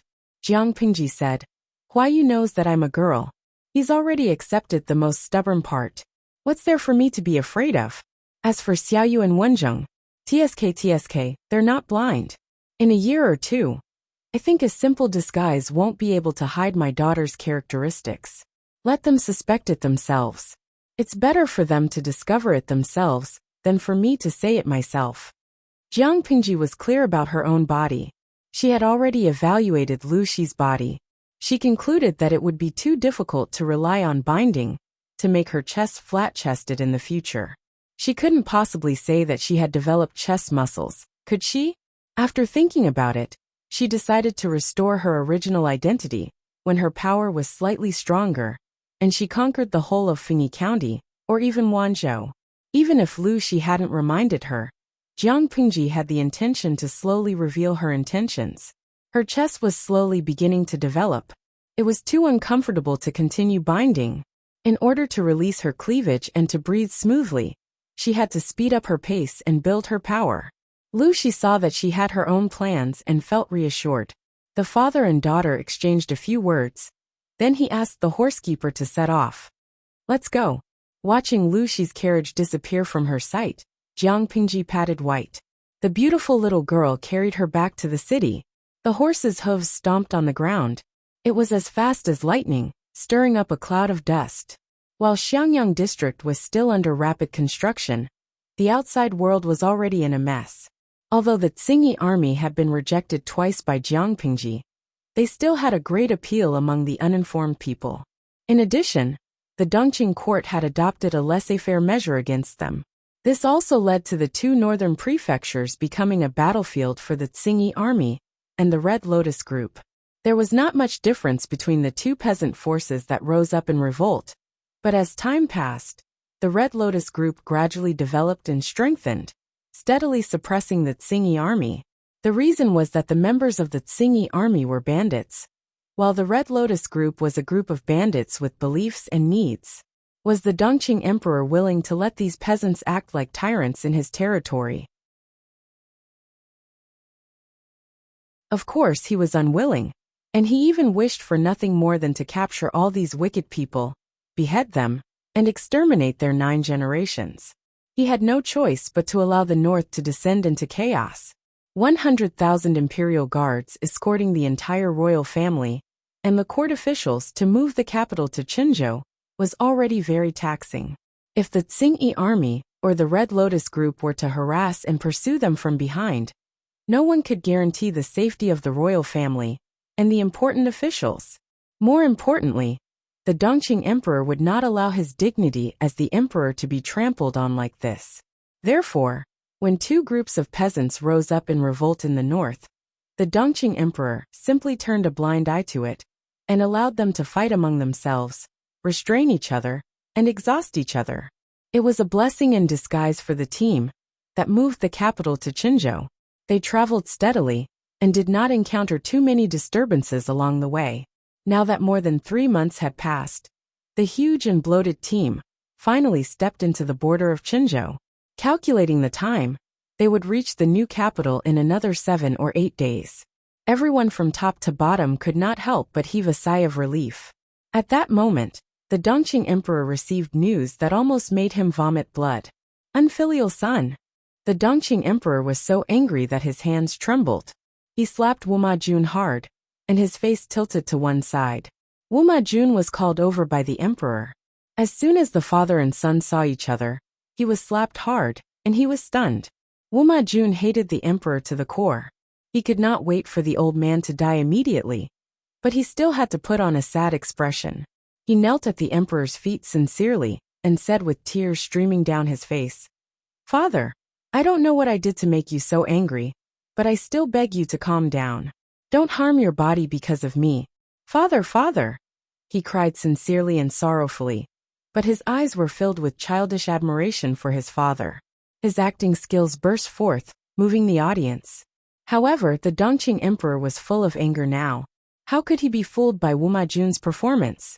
The more Wu Majun acted like this, the more disgusted he felt. Therefore, he did not suppress his anger at all.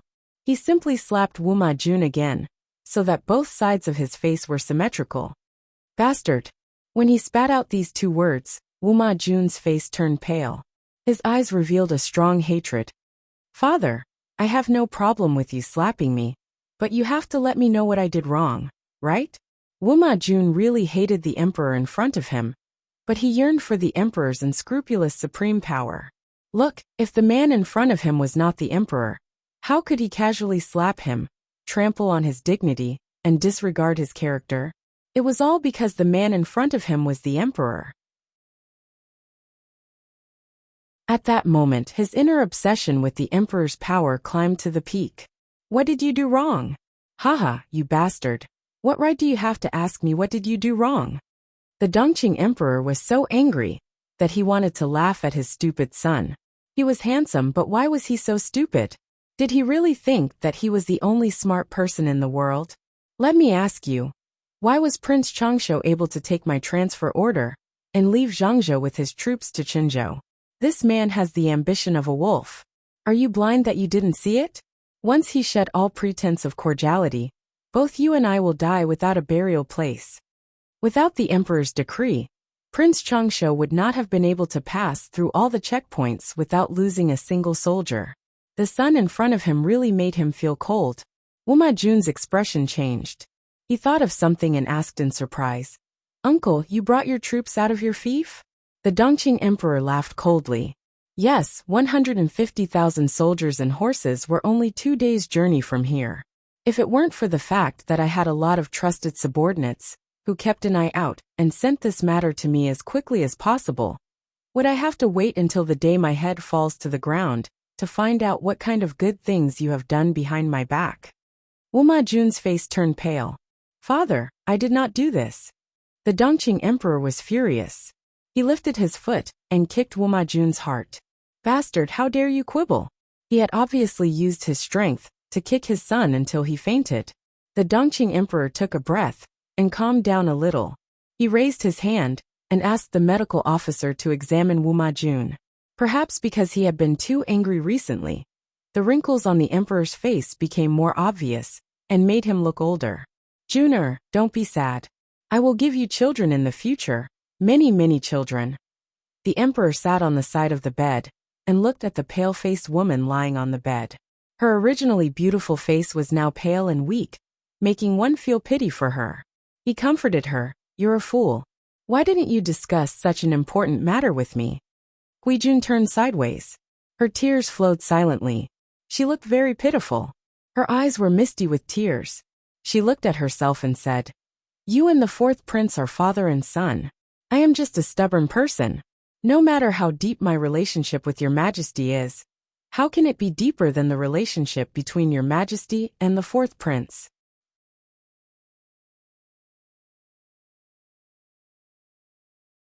Chapter 442.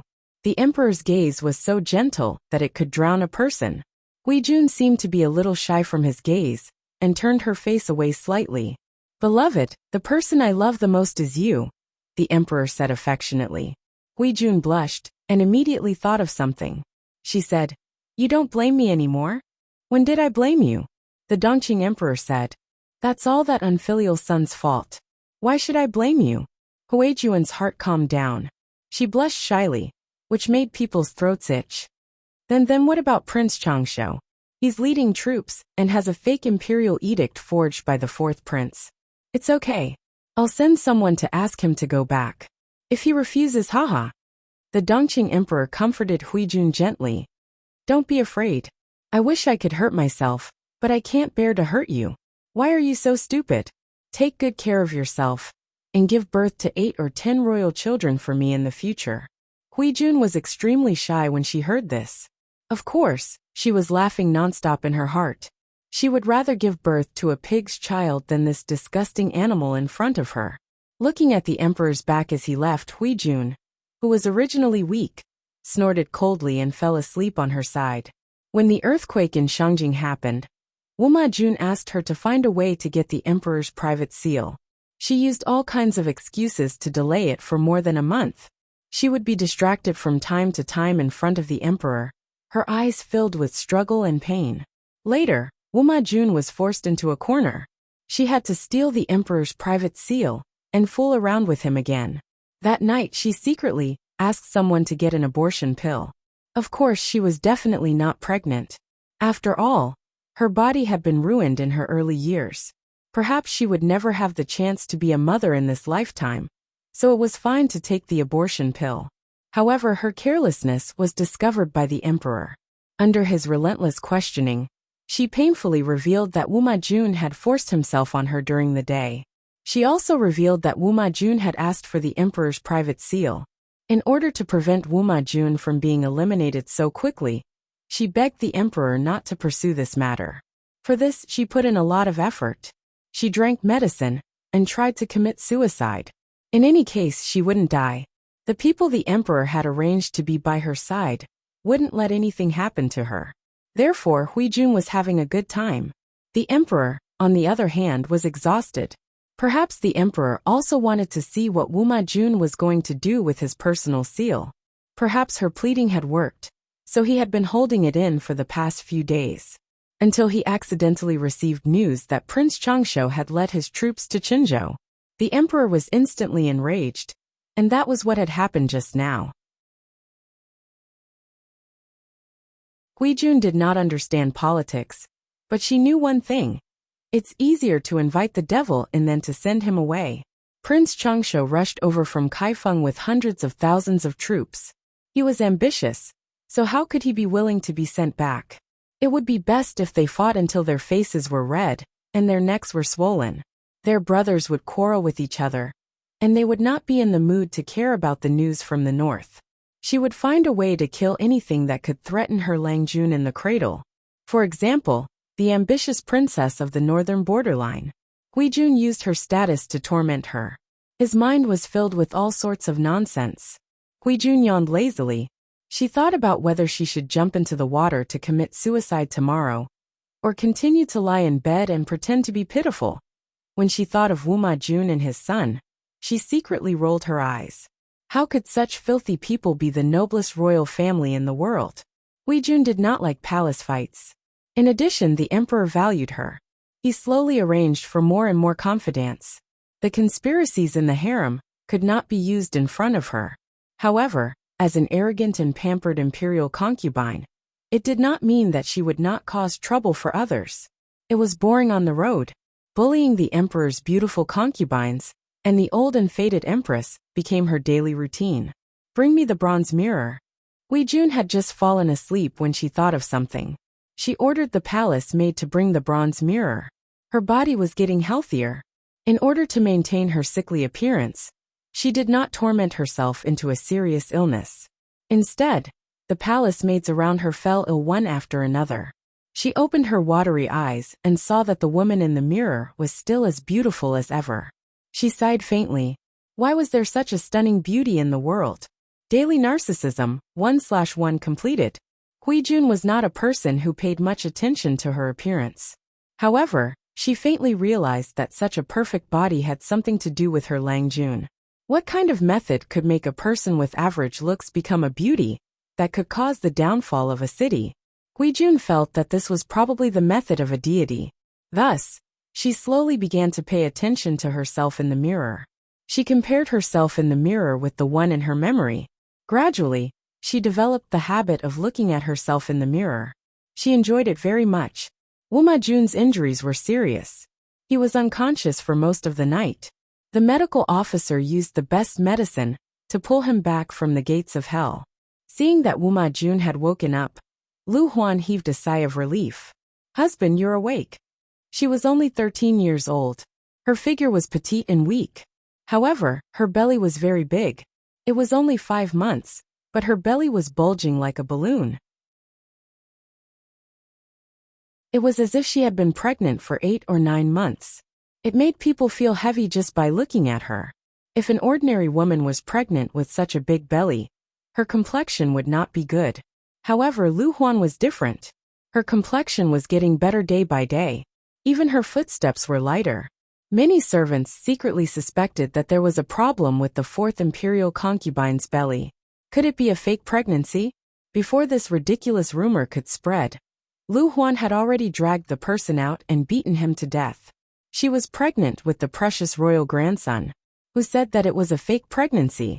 Wuma Jun woke up and looked straight up. He did not say a word. However, deep in his eyes, a thick and dense hatred was brewing. Husband, drink some ginseng soup. I personally brewed it for you. Lu Huan tried hard to fight for Wuma Jun's love. Unfortunately, this person did not touch her except on their wedding night. She knew that Wuma Jun still had that B***tisich, Guijun, in his heart. Get lost. Wuma Jun raised his hand and knocked the bowl of ginseng soup to the ground. His face was ferocious. His eyes were bloodshot. He looked very terrifying. In the north of Dongqing, it had become a battlefield for the Tsingyi army and the Red Lotus group. The people were mourning. Only Xiangyang district had become a pure paradise. The construction progress was getting faster and faster. The entire district was full of vitality. The forces in the south of Dongqing were even more nervous. Prince Changsho did not obey the imperial edict and refused to return to his fief. His ambition was obvious. Under such circumstances, the forces in the north borderline also began to stir. Lu Shi returned to Chongzhou under such circumstances. He took a brief look at the government affairs during this period of time. He discovered that there were faint rumors in the north borderline. Obviously, they felt that the time was ripe. They wanted to take advantage of Dongqing's complete weakness to destroy Dongqing in one fell swoop and occupy the central plains at the lowest cost. Their ambition was not small. Lu Shi roughly estimated the situation in Dongqing and sneered coldly in his heart. Before the 3 tribes of the north borderline made a move against him, he would first make a move against them. Crack! Lu Shi took a bite of the seasonal fruit. His mouth watered. He waved his hand and summoned his butler. The Lu residents had many businesses in the open and in the dark. Their business network had already spread throughout the north borderline. This was an invisible intelligence network. Before the outbreak of chaos, he wanted to make a fortune. Otherwise, when the north borderline completely declared war on Dongqing, such good business would be rare. Thinking of the 20 sets of exceptional treasures, Lu Shi's smile grew wider.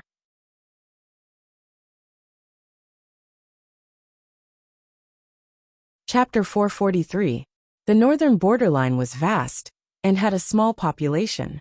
Coupled with the years of war, it was difficult for the people to survive. In the past 20 years, the royal family of the northern borderline, under the suggestion of the wise ones, finally agreed to cultivate and recuperate.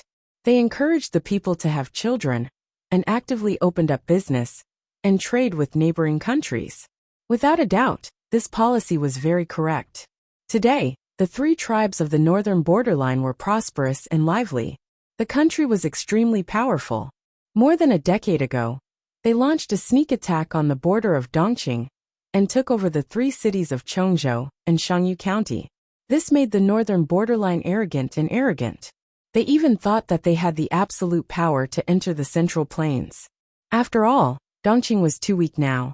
It could not withstand the ravages of their armored cavalry. The country's demise was imminent. The wise ones of the northern borderline realized this and hurriedly beat them down. Only then did they manage to suppress the impetuousness and arrogance of the northern borderline. In recent years, Princess Anyina had interfered. Dongqing's political situation had become more and more chaotic. The country's power had plummeted. In the eyes of the northern borderline, Dongqing was already in the bag. As soon as their king of the northern borderline gave the order, they could mobilize their troops to attack Dongqing. Under such circumstances, the king of the northern borderline could no longer hold back his pride. The king's authority was getting stronger and stronger. Until now, the wise one's honest and harsh words had aroused the king's disgust. This impetuous and arrogant atmosphere affected the entire northern borderline from top to bottom. Wu Liba, the strategist of the northern borderline's wise ones, seemed rough and rash, but he was actually a meticulous strategist. He realized the hidden dangers of the superficial arrogance in the northern borderline. He had advised the king of the northern borderline several times. No matter how weak Dongqing was, it was once one of the top 5 in the Central Plains. They should be extremely cautious when facing this enemy. Since ancient times, were there any lack of examples of arrogant soldiers being defeated? However, no matter how Wu Liba quoted from the classics, the king of the northern borderline did not listen. He even berated him harshly. Faced with this situation, Wu Liba was both worried and sad. He was not afraid of anything else. He was afraid that the northern borderline would become arrogant and look down on the enemy because of a small victory. Today, he was scolded by the king of the northern borderline again because of his advice. He hoped that the king of the northern borderline would order in order to restrain the excessive extravagance of the subjects and the exaggerated status of showing off their wealth. He pointed out the shortcomings and spoke generously, but the king of the northern borderline did not accept it. Wu Liba sighed. This was not a good thing for the north borderline, but he could do nothing about it. He couldn't tell when it started, but this demonic wind and evil qi had spread throughout the entire northern borderline. Filled with rage, Wu Liba returned home, exhausted both physically and mentally. A few female slaves came forward to serve him. He waited for a long time but did not see his wife. His thick eyebrows were tightly knitted together, and his eyes were filled with undisguised unhappiness. He really looked down on this crude and uncultured wife of his. However, this marriage was fought for by Wu Liba's elders. Because his wife's maiden family ran a trading company, their wealth was well known in the northern borderline.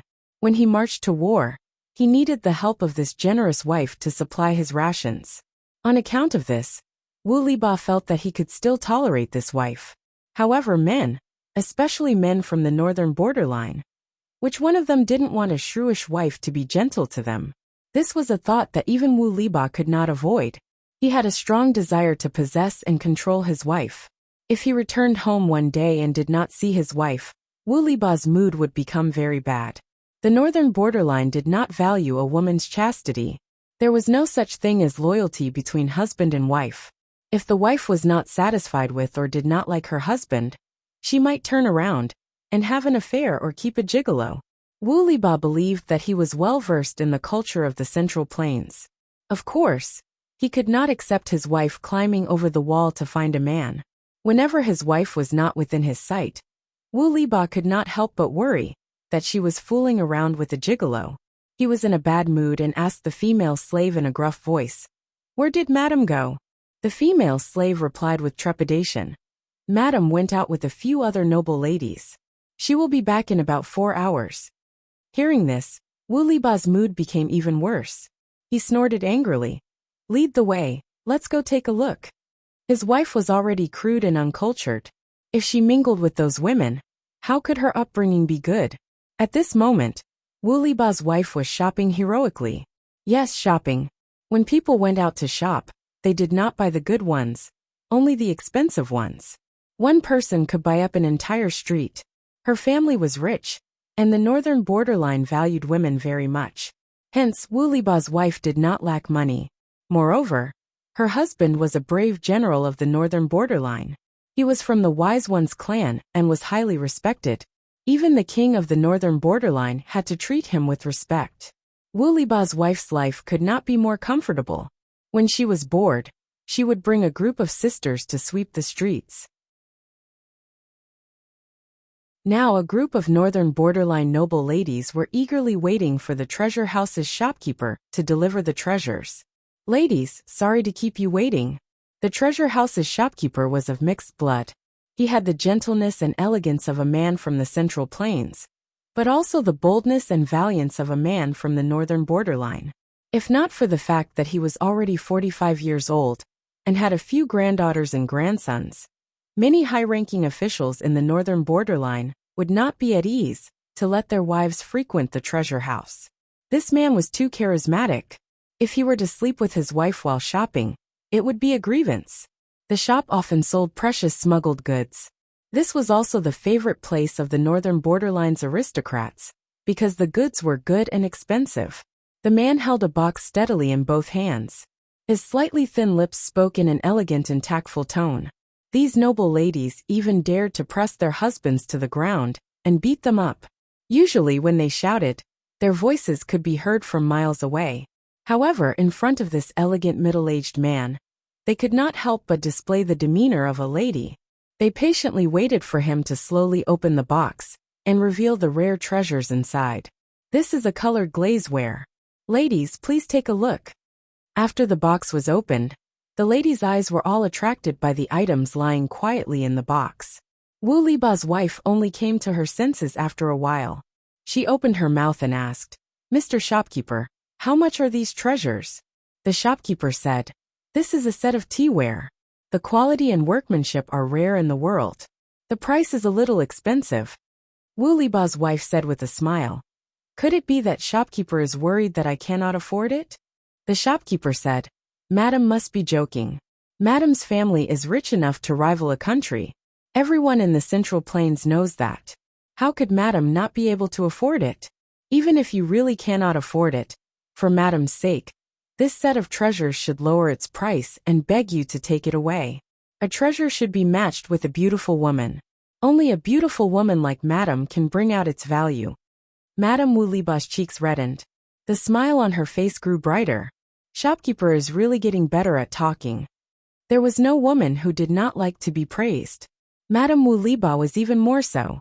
Although the other ladies were not as rich as this one, they were also extravagant. They hurriedly inquired about the price. The shopkeeper's eyelids narrowed slightly. He said gently, "This set is of above average quality. It is not considered the best. Therefore, it is only sold for 25,000 strings of coins."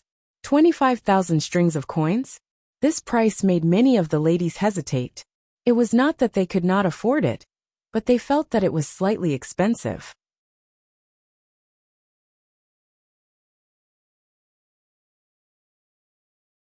Chapter 444.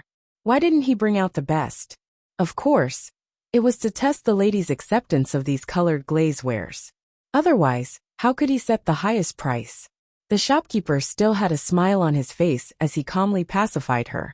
Madam, please don't blame me. I'm not being rude to you, it's just that.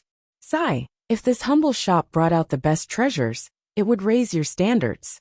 When that time comes, what treasures should this humble shop bring out to attract your attention and make you linger here? Madame Wuliba blushed and clicked her tongue. Just bring out the best. Why are you worrying about this? Could it be that all the things this madam had bought from you over the years were all fake? Good or bad? When did I not take care of your business? The shopkeeper smiled warmly and turned to go upstairs to retrieve the set of glass tea wares that he wanted to sell at a high price. The previous set was already eye-catching enough, but in front of this set, even the slightest flaw was magnified. Madame Wuliba said directly, I want this set. Shopkeeper, just quote the price directly. You won't miss a cent or a copper coin.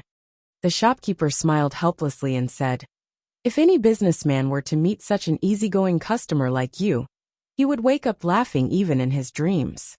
Madame Wuliba asked boldly, Shopkeeper, will you laugh tonight because of me? Of course. Originally, the owner had set the price at 20,000 to 30,000 strings of coins, but the shopkeeper felt that there was still room for appreciation. Wasn't the most successful businessman trying to maximize the value of a product? He pondered in his heart and did not speak too confidently, in case there were better quality colored glaze wares next time, and it would be difficult to clean up the mess. If these rich ladies were to kick up a fuss, his old bones would not be able to handle it. With a quick thought, he already had a way to deal with it. He said, this set is the best in this batch.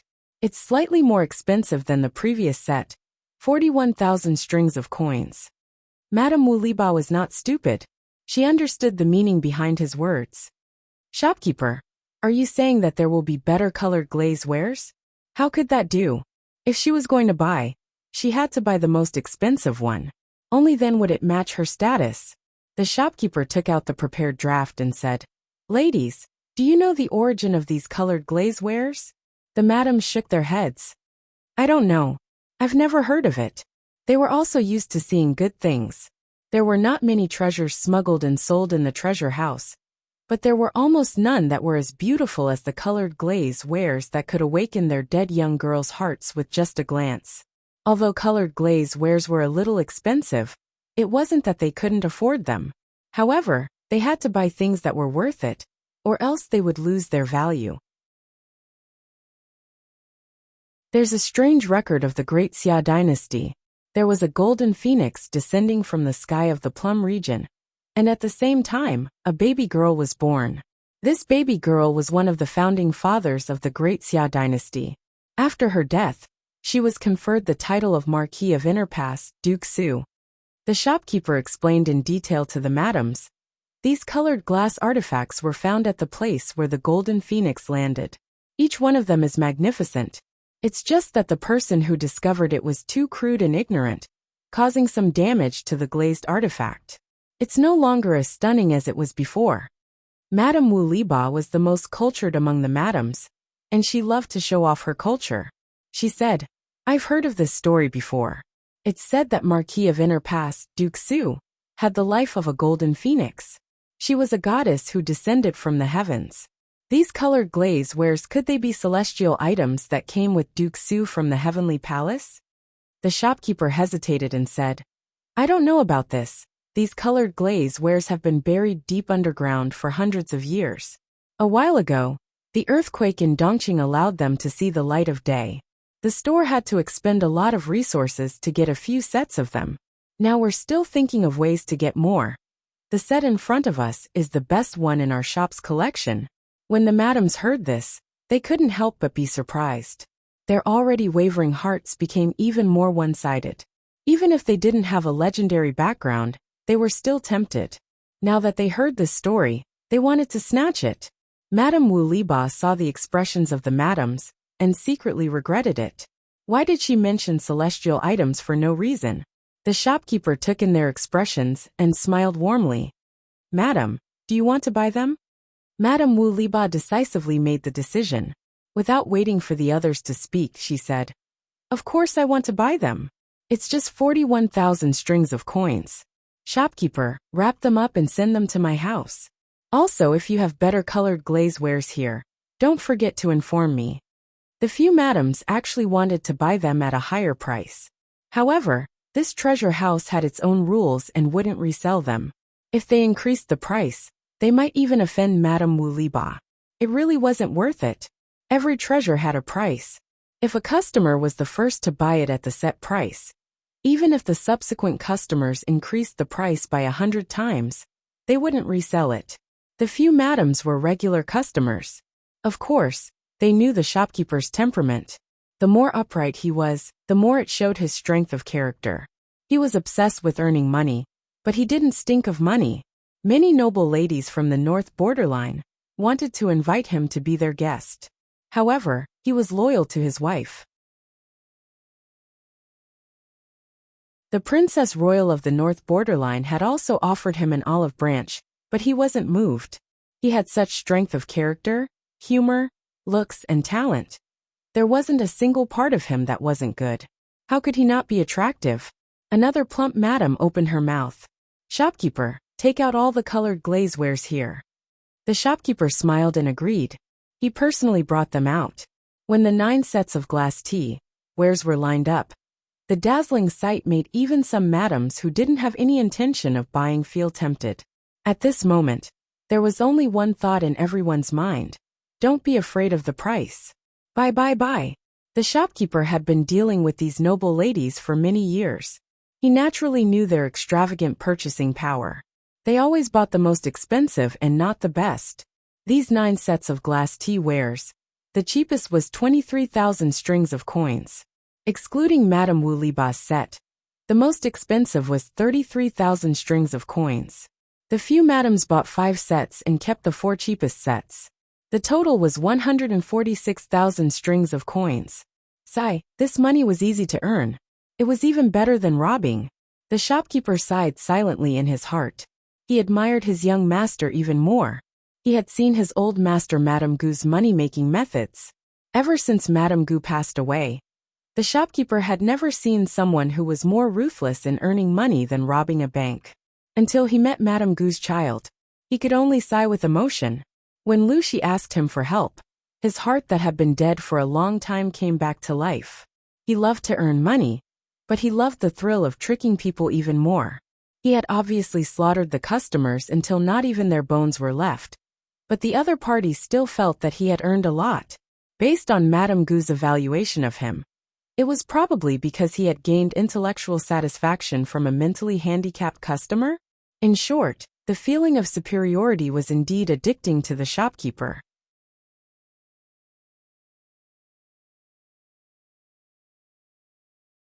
Chapter 445. Madame Wu Liba paused and asked, "What else?" The treasure house was the most famous smuggler and antique shop in the northern borderline. There was no most expensive item, only more expensive. Many nobles in the northern borderline frequented this shop to show off their status. To be honest, this shop had a wide network of connections. Almost anything could be obtained. Most importantly, the background of the shop was very clean, which was reassuring. "Ladies, please wait a moment. I'll bring it for you to see." With that, the shopkeeper went upstairs and brought back a red sandalwood box the size of a grown man's palm. The outside was carved with complicated and gorgeous patterns. A strange fragrance wafted in the air. Many ladies were curious and wanted to stretch their necks to take a look, but they still sat where they were, waiting for the shopkeeper to bring out their precious children. "Ladies, please take a look." With that, the shopkeeper opened the hidden button with his well-maintained and fair fingers, revealing the treasure inside. There was plenty of light in the room, and the bright light reflected from the light blinded their eyes, almost making them unable to open their eyes. There was even a madam who was so scared that she raised her hand to cover her eyes. Her beautiful face turned pale, and her rough voice became sharp. She screamed in surprise, "Ah, what is this? How can it be so dazzling?" After a while, the crowd slowly adjusted to it. Sounds of inhaling could be heard in the room. Inside the red sandalwood box was an exquisite dragon and phoenix hairpin. The hairpin was crystal clear and came from the same source as the previous colored glasswares. A dragon and a phoenix were entwined together. The dragon's scales and phoenix's feathers were fine and lifelike. The phoenix spread its wings ready to fly. The dragon looked like it was about to soar into the sky. Between the phoenix and the dragon's mouth, there was a string of transparent beads strung together to form tassels. Under the sunlight, it was so beautiful that one could not take their eyes off it. The shopkeeper carefully took it out. The beads collided slightly, and the crisp sound was very pleasing to the ear. Lucy gave him 20 glass tea wares, and the dragon and phoenix hairpin. He was allowed to decide the price. Seeing the eyes of the nobles in the northern borderline, the shopkeeper knew that the dragon and phoenix hairpin could be sold for a very good price. Women could not like exquisite antiques, but they could not resist the temptation of dazzling jewelry. The shopkeeper smiled warmly. It took a lot of effort to get this. Ladies, please take a look. What do you think? Madame Wu Liba shouted. Buy. Shopkeeper, please be straightforward and quote a price. The other madams were not willing. What? They had bought the best glaze, and they still wanted to monopolize this peerless treasure. The plump lady raised her chin slightly, her eyes slanting. She said unhappily, Madame Wu, this isn't right. Everyone didn't say that they wouldn't buy it, so how could they let you buy it all? I also want to buy this hairpin. Shopkeeper, we are old acquaintances and know the rules here. Why don't we go to the highest bidder? The shopkeeper knew how to maximize the value, and he also knew that this kind of transparent and dazzling jewelry could not only be sold once, so he couldn't be too ruthless the first time, or else he wouldn't be able to make use of it in the future.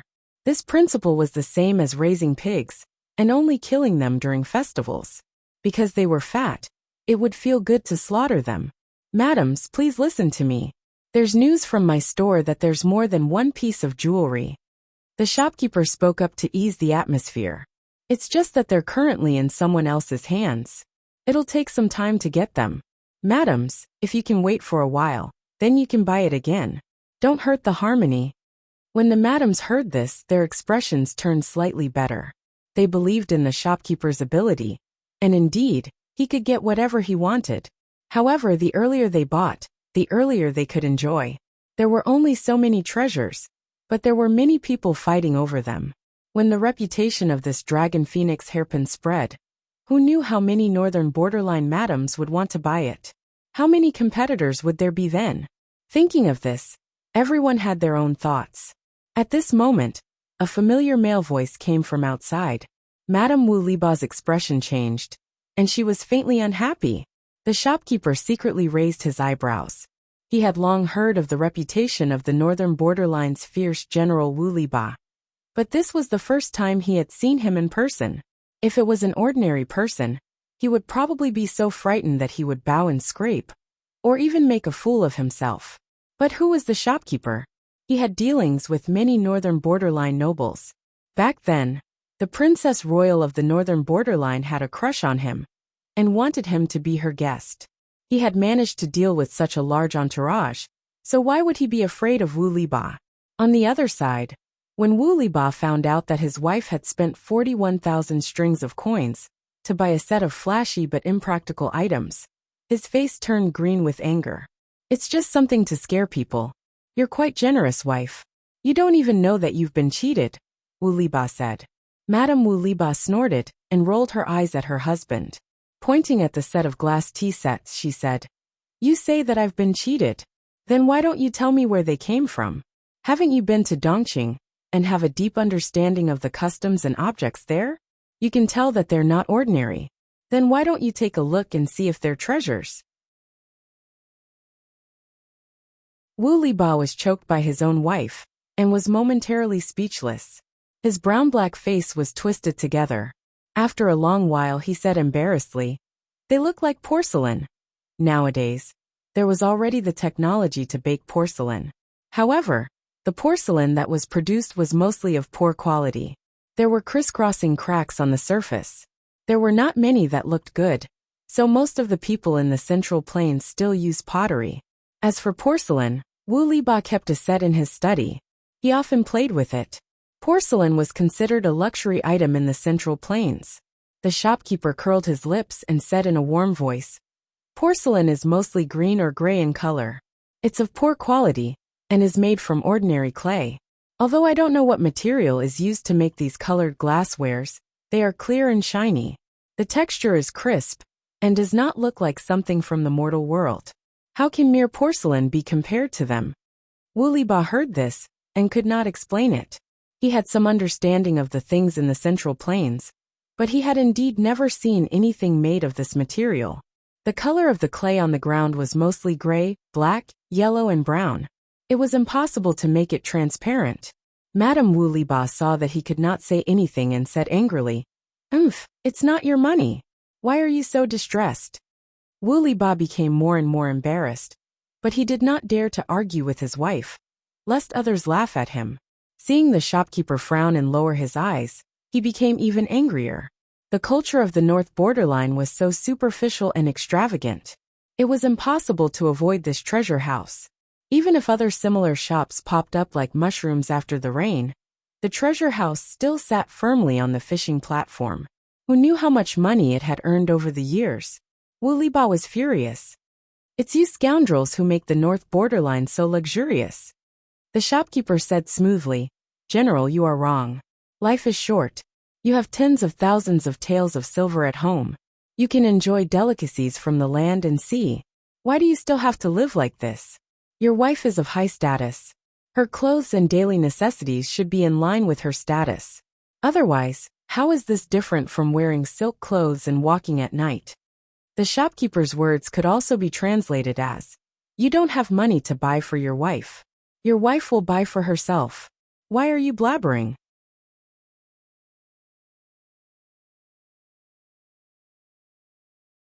Chapter 446. Wu Liba had nothing to say, and could only glare at the shopkeeper with his bell-like eyes. The shopkeeper was still as graceful as ever. With Wu Liba as a teammate who was a burden, Wu Liba's wife was unable to purchase the dragon and phoenix hairpin. Under the persuasion of the shopkeeper, it was bought by a noblewoman for the price of 57,000 strings of coins. The lady took off the pearls on her head on the spot, and put on the dragon and phoenix hairpin. The tassels and pearls collided with each other as she walked, making a pleasant tinkling sound. When she walked under the sun, the bright and beautiful colors made her the center of attention. The other ladies saw it, and felt even more regret. Wu Liba's wife was so angry that her face turned green. If it wasn't for her husband dragging her down, the hairpin would have definitely belonged to her. Now it was on someone else's head. She suppressed her anger, and repeatedly reminded the shopkeeper to inform her immediately if there was any stock. The shopkeeper agreed with a smile, but only he knew what he was thinking in his heart. The easier it was to get something, the less valuable it was. He would let these ladies covet the dragon and phoenix hairpin for a while. When they were done with jealousy and hatred, he would introduce new glass jewelry. Would he still have to worry about not being able to sell it at a high price? Although the wise ones were an eyesore, they were indeed much smarter than the simple-minded people of the northern borderline. The shopkeeper had lived in the northern borderline for so many years, and knew the internal situation of the northern borderline very well. Now that Dongqing was in chaos, if he did not prepare early, he was afraid that he would not be able to stop the northern borderline's cavalry. As a merchant, the only thing he could do was to earn more money from the people of the northern borderline, and make the atmosphere here more welcoming to foreigners. Since ancient times, it was easiest to earn money from women and children. His old boss's words were indeed wise. The northern borderline had no shortage of gold and silver. Such a large transaction could not be done with scattered copper coins. Naturally, it had to be converted into gold, silver, and jewelry. Therefore, when the gold and silver worth a total of 203,000 strings of coins was delivered to the shop, even the shopkeeper, who was used to seeing large amounts of money, could not help but sigh. This money is simply easier to earn than the wind.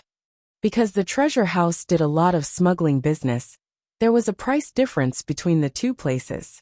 Therefore, when he took out a sum of money to buy 500 horses of medium quality and nearly 10,000 sheepskins, No one suspected anything. They only thought that the treasure house was going to Dongqing to make a fortune from the war. The northern borderline produced many good horses. The treasure house did not buy the best war horses, so it did not matter if they sold them. As for the sheepskin, they did not care about it. Every household had such a thing, and even if they laid it on the ground as a street stall, the smell would still be too strong. Therefore, when this batch of resources was transported back to Chongzhou with the remaining gold, silver, and jewelry, no one pursued the matter. When Lu Shi saw this, he let out a long sigh. Money that comes with the wind. The shopkeeper had already returned to his Central Plains attire. He wore a crown on his head and a wide-sleeved coat. Other than his face being more profound than the people from the Central Plains, he looked like a native of Dongqing. He was amused by Lu Shi's words. So much gold, silver, and jewelry. How strong must the wind be to blow them up? Lu Shi choked and put his hand to his forehead. He said helplessly, Your mouth is getting sharper. Ever since Gu Min passed away, the shopkeeper had not set foot in Dongqing for many years. If Lu Shi did not believe in the shopkeeper's loyalty to Gu Min, he would not have dared to hand over the business of the second branch of the Lu family to manage. Now that he had personally come back, Lu Shi was quite surprised. In the past, when I asked you to come back during festivals, you said you were not feeling well. Why did you come back now? The shopkeeper squinted slightly and said, I came back to see the young master. The business that Gu Min ran should be inherited by a descendant.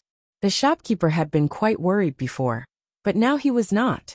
In terms of business, the young master was much more ruthless than the old master.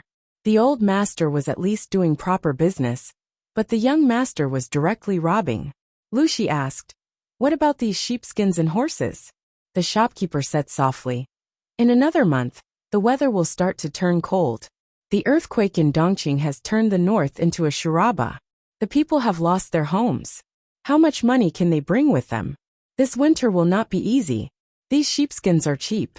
If we find a way to remove the stench and make them into clothes, they should be warmer than ordinary linen. The shopkeeper continued. As for horses, the northern borderline iron cavalry is already mature. But in Dongqing, how can an army fight without horses? These horses are not in good condition, and do not have the bloodline of war horses. They are often slaughtered for meat, so it will not arouse suspicion. Because it was the first time, the shopkeeper could not buy too much. He could only plan slowly. Lu Shi was silent for a while. You are more careful than I am. I thank you on behalf of Lanting. I have used my connections to buy a batch of food in Hu County. Send it to Lanting when the time comes. She has managed it well. She is indeed the daughter that Amin has high hopes for. She was the first female empress in history. How could she not be outstanding? The shopkeeper said. The parents are extraordinary, so the children are naturally extraordinary. After saying that, the shopkeeper seemed to have thought of something. He frowned and asked, How is your control over Hu County now? Lu Shi smiled. It's all right. Although he had been transferred to Chongzhou to be the Chongzhou magistrate, Hu County was the base camp that he had managed for many years. The new chief of Hu County appointed by the Dongqing emperor was too weak. He had not been able to completely control Hu County after a few years. He was also unlucky to encounter the earthquake in the north. The royal family moved the capital, and the entire court's prestige was greatly reduced. Now he was only an honorary chief with an empty title. Otherwise, how could Lu Shi have the ability to use his connections to buy a large batch of autumn food? After a few years, he had already accumulated a large amount of rice. It was definitely enough to support the northern battlefield. However, his daughter seemed to have other plans. Lu Shi did not make a move, and was prepared to act according to his daughter's intentions. Lu Shi asked the shopkeeper to bring 200,000 dawn of food first. He also sent 5,000 infantrymen and 2,000 cavalry archers to escort them. The north was in chaos now. The Red Lotus Group and the Tsingyi army were fighting fiercely. If they were not careful along the way, they might lose everything. In the blink of an eye, it was the middle of September. The heat of summer gradually subsided. The people of Xiangyang district changed into cool autumn clothes.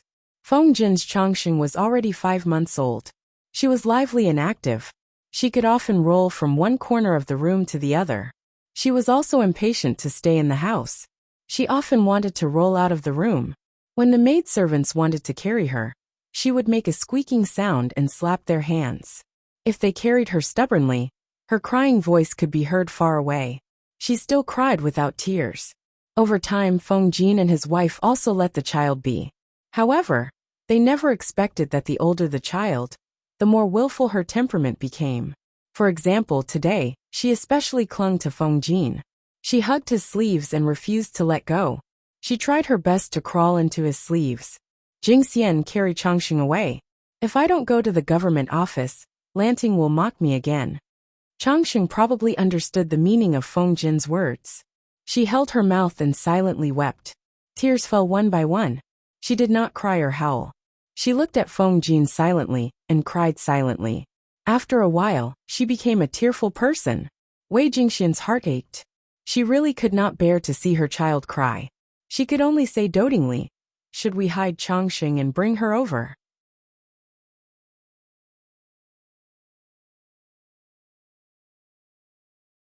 Chapter 447. Then you coax her. If Changxing's eyes get hurt from crying, won't you feel bad? Wei Jingxian put a big label on Feng Jin. Feng Jin was speechless. He looked down at his daughter who was grabbing his sleeve and refused to let go. Feng Jin shook his head helplessly. I really owed you and your daughter in my previous life. Therefore, Feng Jin's posture when he went to the government office today was a little strange. The people below did not dare to ask. At most, they looked at him strangely. Feng Jin went to the government office shamelessly. Because it was still early, he quietly went to his seat, pulled a cushion over, and hid the lump of fat sleeve under the low table. However, Changxing's temper was hard to understand. She was very obedient on the way, but once she entered the government office, she did not want to stay in his sleeve anymore. Huayu, what's wrong with you?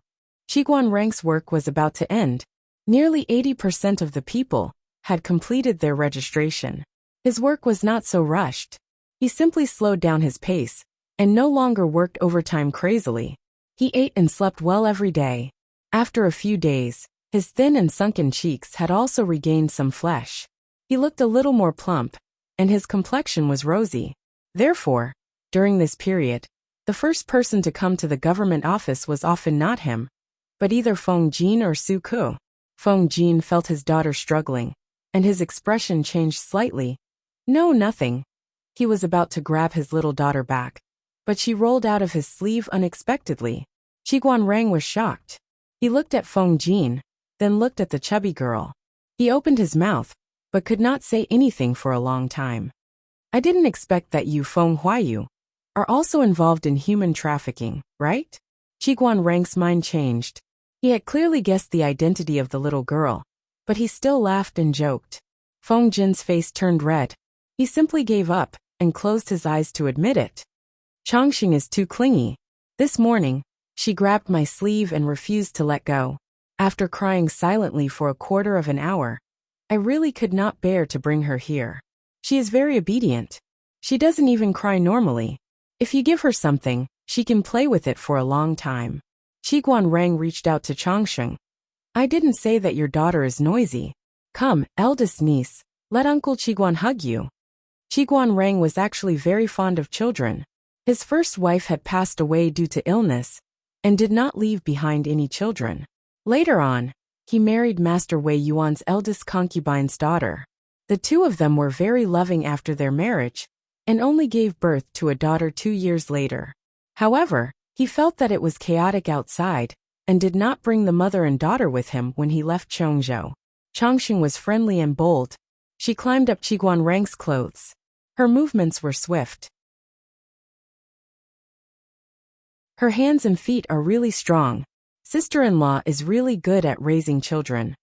Qiguan Rang's posture of carrying the child was very standard. Changxing was not afraid of him. She reached out and wanted to touch his hair crown. Feng Jin secretly turned his face away. This daughter of his was too bold and aggressive.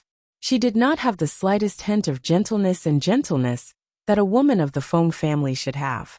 Chongqing was very generous and gave Qiguanrang a wet, saliva-dripping kiss on his face. Pop! After the Grand Prince, she smiled and opened her mouth, revealing a small row of teeth that had just emerged. Your daughter is more likable than you. Qiguanrang made a brief comment. Unlikable Feng Jin. Let her play by herself. Don't disturb you. Although Feng Jin had brought Chongqing over, he did not want to delay his colleague's work because of this. It's all right. The child is still too young. If I don't keep an eye on her, she will easily get into trouble. Qiguanrang's main job was to be responsible for registration and sorting out the household register. Fortunately, he still had 9 girls who were busy at his side. As his immediate superior, it was fine for him to be a little lazy. You, on the other hand, haven't finished sorting out the case files. I'm afraid you'll be busy for a while. Feng Jin was speechless. He watched helplessly as Qiguanrang carried his daughter to the side and played with her. In just a short while, his daughter was already glued to Qiguanrang. No. Whose daughter was this? Chongqing giggled. Her big eyes were about to turn into slits. She climbed up and down Qiguanrang's body intimately. Not long after, Suku also arrived. Seeing that there was an additional girl in the government office, he raised his eyebrows and walked around as if there was no one around. He was extremely cold. Be careful. Hide the child well in case the Lord sees her and snatches her from you, Suka said in a low voice. Qiguanrang raised his eyebrows. Don't worry. With the Lord's temperament, she will not come every day. Jiang Pingji did not come to the government office every day. Every day, she was either playing with mud or playing with wood. During this period of time, she was almost always in the carpentry workshop, working on some siege weapon model. Meng Hun and Luoyue seemed to be absent-minded. They ran behind her all day. Specifically, they ran behind those models. On the other hand, Li Yun recorded the cultivated fields and divided them carefully. He was prepared to rent them out to each household during spring plowing. Issues such as farming tools and cattle were also put on the agenda. Li Yun still had to follow orders to Chengde County to purchase grain seeds. He was so busy that his feet barely touched the ground. The construction of the district town had already reached the 3rd stage. The main roads in the city were basically completed. The roads were paved with bluestone bricks. Even when it rained, the roads were still clean. In Xiangyang district, there was a place that the people called the Noble District. There were rows upon rows of newly built houses. It was extremely beautiful.